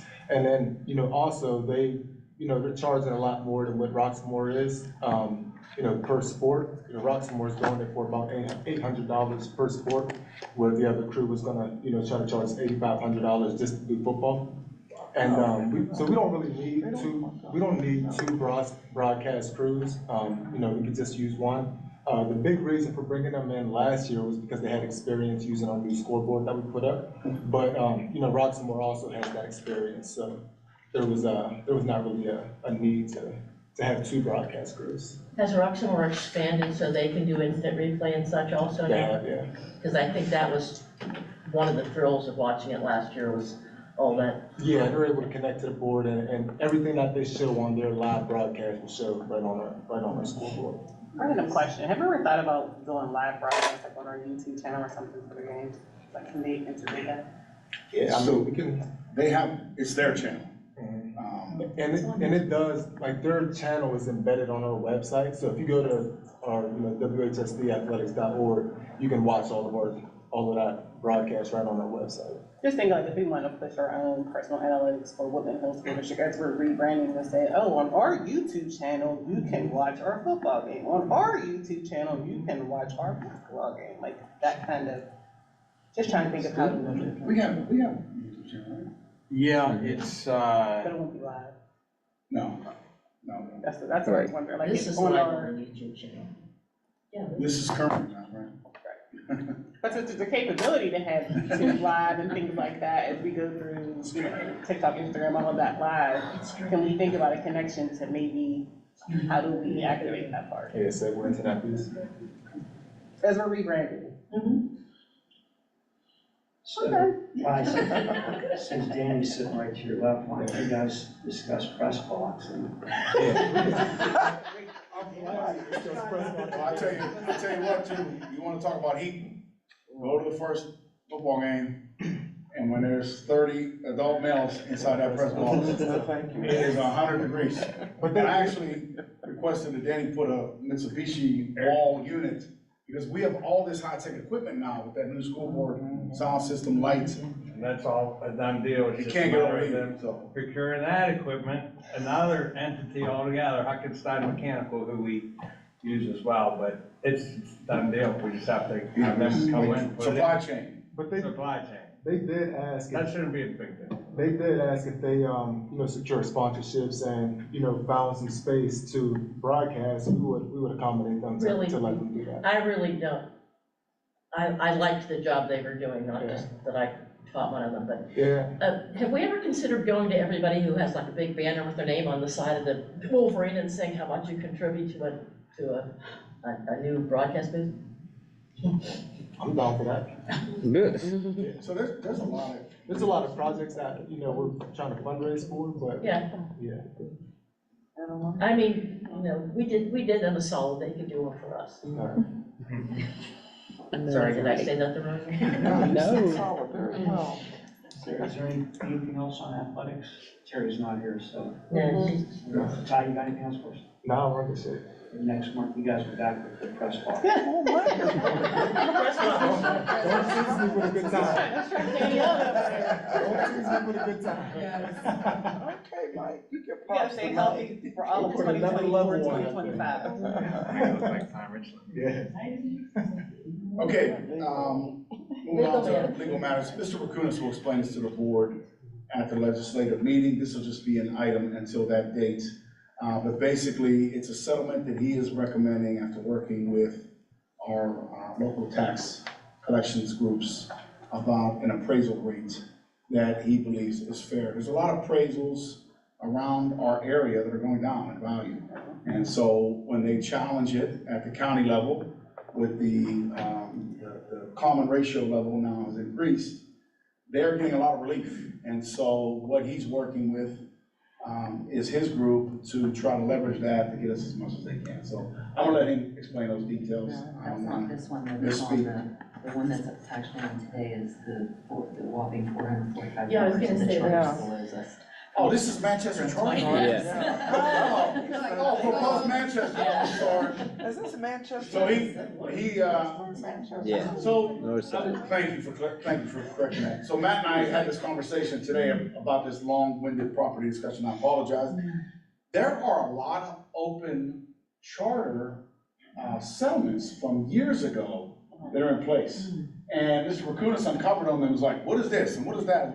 And they're going back, some of them 5 to 8 years, and we don't even know what it is. So we contacted school, and they can't even give the details, it's previous solicitors and previous situations. So Matt wants to put some of these to rest, and he was like, look, it's $400, let's just take it and move on. And a lot of it is based around, this is before they went to daily attendance. This is when they used to count daily attendance and not ADMs. Now, we pay by enrollment, right? If 60 students enroll at Propel Braddock Hills, we pay 60 students a month, whether they attend 20 days or 5 days. It used to be your daily attendance was how they billed. And so then they would just submit a bill, and it would be up for us to go into PIMS, track attendance, and see refunds we were owed, okay? And so, that was a good fight on our end, because there were some people that were overbilling. So, needless to say, there's a lot of these open cases Matt wants to put to rest, so it's $400.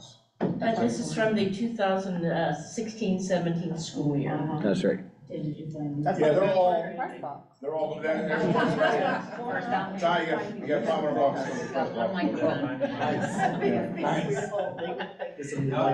pretty much it. So, okay, and thank you, Ms. Reagan, for correcting me again. We was all a loss, but that's okay. Yeah, and I had a long, he's gonna talk to you about that this month, there's a lot going on. If you see, listen, what's happening in the city of Pittsburgh, it's all gonna trickle into the whole line, it's gonna happen, so.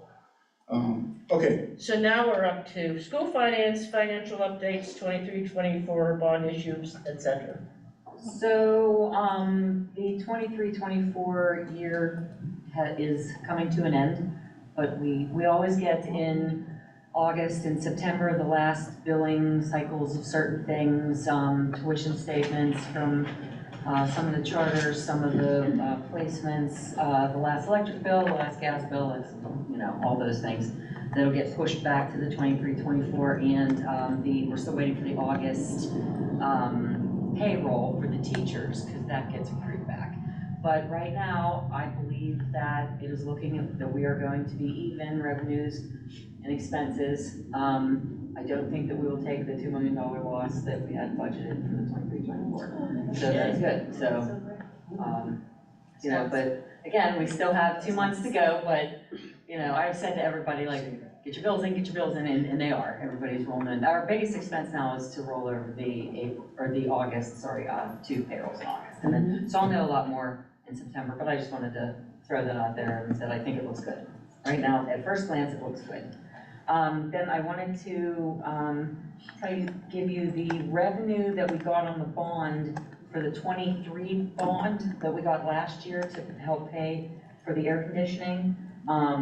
You can see the two deposits there of the $9,250,526.51. That we got in October, and then the second chunk of that was $526,587.28. But we also, in our investments, you're allowed to invest up to a certain level this money without having to give it back. You have to promise to spend it while you're also investing it. And so far, we have successfully done that, so we don't have to give any of it back right now. So you'll see that we made almost $700,000 in interest on just those funds. So, yeah. So that's all good news. And then the capital projects to date, I just sort of attempted to kind of put them like sort of how you can read them, because I know sometimes when they come out on the bill list, which by the way, the bill list is 111 pages, because it's June and July, so it's coming at you and it's long, it is big, and detailed. Every page. It's a warning, it's giving you a warning, get your cup of coffee and double glasses on there and read those bills, so yeah, there's a lot of them. But these were, I tried to sort of put them together per project, as to how Danny's department is keeping them. She does have a spreadsheet with tabs that all, like Kelly has this whole thing that all feeds into this whole monstrous thing. So, so we are tracking per amount of money per bond and what each thing is, and what each project is costing us. So Lisa and Danny's secretary, Lisa, is, yeah, she's good. Doing that, between her and Ruth and Kelly, they got it, man. It's like, They're great. Sarah, any other Bookkeepers, questions for Ms. Regan? I did have one. Okay. I'm not 100 pages, you're gonna leave me out with that one. When we look at ranking in the state of the building, Danny, I know you're gonna probably yell at me. Do we have any kind of expected things that we're gonna have to update, change, roof, air conditioning, like anything else that we're thinking, hey, you know what? Like you mean Later this year, we'll next probably- year or 5 years from now? Like next year, I know you're Not next busy year. this year, okay. That building was in way better shape than I think all of us expected. It's a really decent When we building. first went in there, it is really, it's better shape than Edgewood, I'll tell you right now. That was my thought. It's just. But we all had Schaefer on the brain too, so. It's a good So building. we all had Schaefer on our brain too when we thought about ranking it. Yeah, right, walking the shape. It's a whole different. So that's the other conversation, Danny, and about Schaefer, Yeah. what do we do with these properties, you know? Demolish it.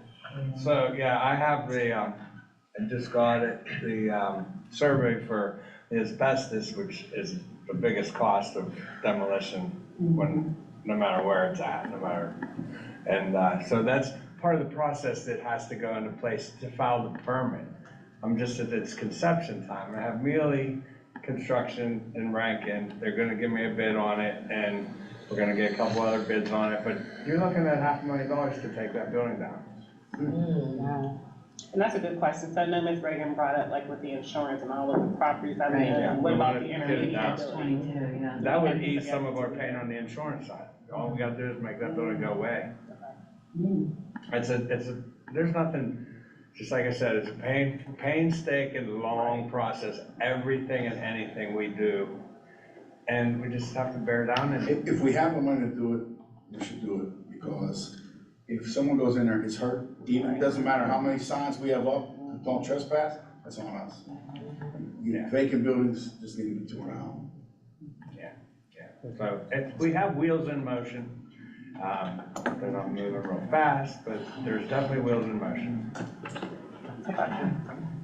And everything? Old business, new business. I just wanted to Just sorry, remind you, yes. We had another, Oh, yeah. finance item. So with that said, I'll reach out to the insurance company and see what exactly it is we're paying for Schaefer and what, you know, like, how much that's gonna. We still heat it. Yes. We still We heat it. don't really heat it, no, it's electric, the whole building's electric, there's no gas except for a small residential gas line that's for an emergency generator that doesn't run. We keep lights on just to deter people from trying to go in the building, and then if the police would have to show up, or I go there. They don't in the mind middle getting of the that night. call Huh? Yeah. So I They get the love call, that. And I go over there, walk around the building, and I tell the police not to come, so we don't have to upset Churchill for going for false alarms for raccoons that happen to be in the building. Set off the burglar alarm. Raccoons. Because that's basically what it is, and I haven't seen any kind of evidence, none of the windows are broken in as of lately. I mean, I just drove around the building this past weekend on Saturday morning. And I told them to hold off the police, it was like 4 a.m. on Saturday, I took a ride around the building and walked around the building and shined my flashlight on all the lights, on all the windows. There's no people there, there's an animal in the building, and then I had my head. Board like a tour. Double check. Pictures are fine. Yeah, we gotta get it demoed, and like you said, we find out what the insurance is charging us for it, then it'll offset some of that cost, and, you know, over so many years compounded, we're gonna get it back anyway. And the land, what we're told, is gonna be valuable. Like, no one wants to give us a legitimate offer for that, because they have to do exactly that. They have to get the asbestos out of it. So the offer's extremely low, so we're hoping we can tear it down, we can recoup that and sell them the property. Recoup some money off that. I mean, at the end of it, probably within 2 or 3 years at the most, you'll get that 500,000 back. We might need land. Well, hey, our elementaries keep growing. Yeah. You don't know, we might need space. It's gonna be prime real estate, being in Churchill in that cul-de-sac area. It's not really a cul-de-sac, but it's in the Cat subdivision where there's nothing else around it. Wilkins has no more space. Turtle Creek has very little space. Edgewood has a little bit of space. Yeah. But if we keep getting 10 kindergarten classrooms, 11 kindergarten classrooms per grade level, that influx, we're gonna need a building in a couple years. I'd love to see just a all kindergarten building, to tell you the truth. Kindergarten and admin. Pre-K. It's all the same. Pre-K and kindergarten, yeah, sorry. It's like an early childhood center. Yes, That's what I'm wondering. When you talked about doing that here, we all went, no, we can't do that here. That's it for me. Is that everything? The reason I passed out the committee thing is just to remind you who's on what committees and that we use your committees. You know, when we get calls about things, refer it to the committee person and then they can refer it to whoever. Just remember, we have committees and that's all. Thank you. Are we all done? Thank you. Good night. Hey. I won't be here next time. No. Dixie has her own person. They sure do. I know. Who approved that? Have an athletic trainer. Who made that? Who made You know, that? this is what I learned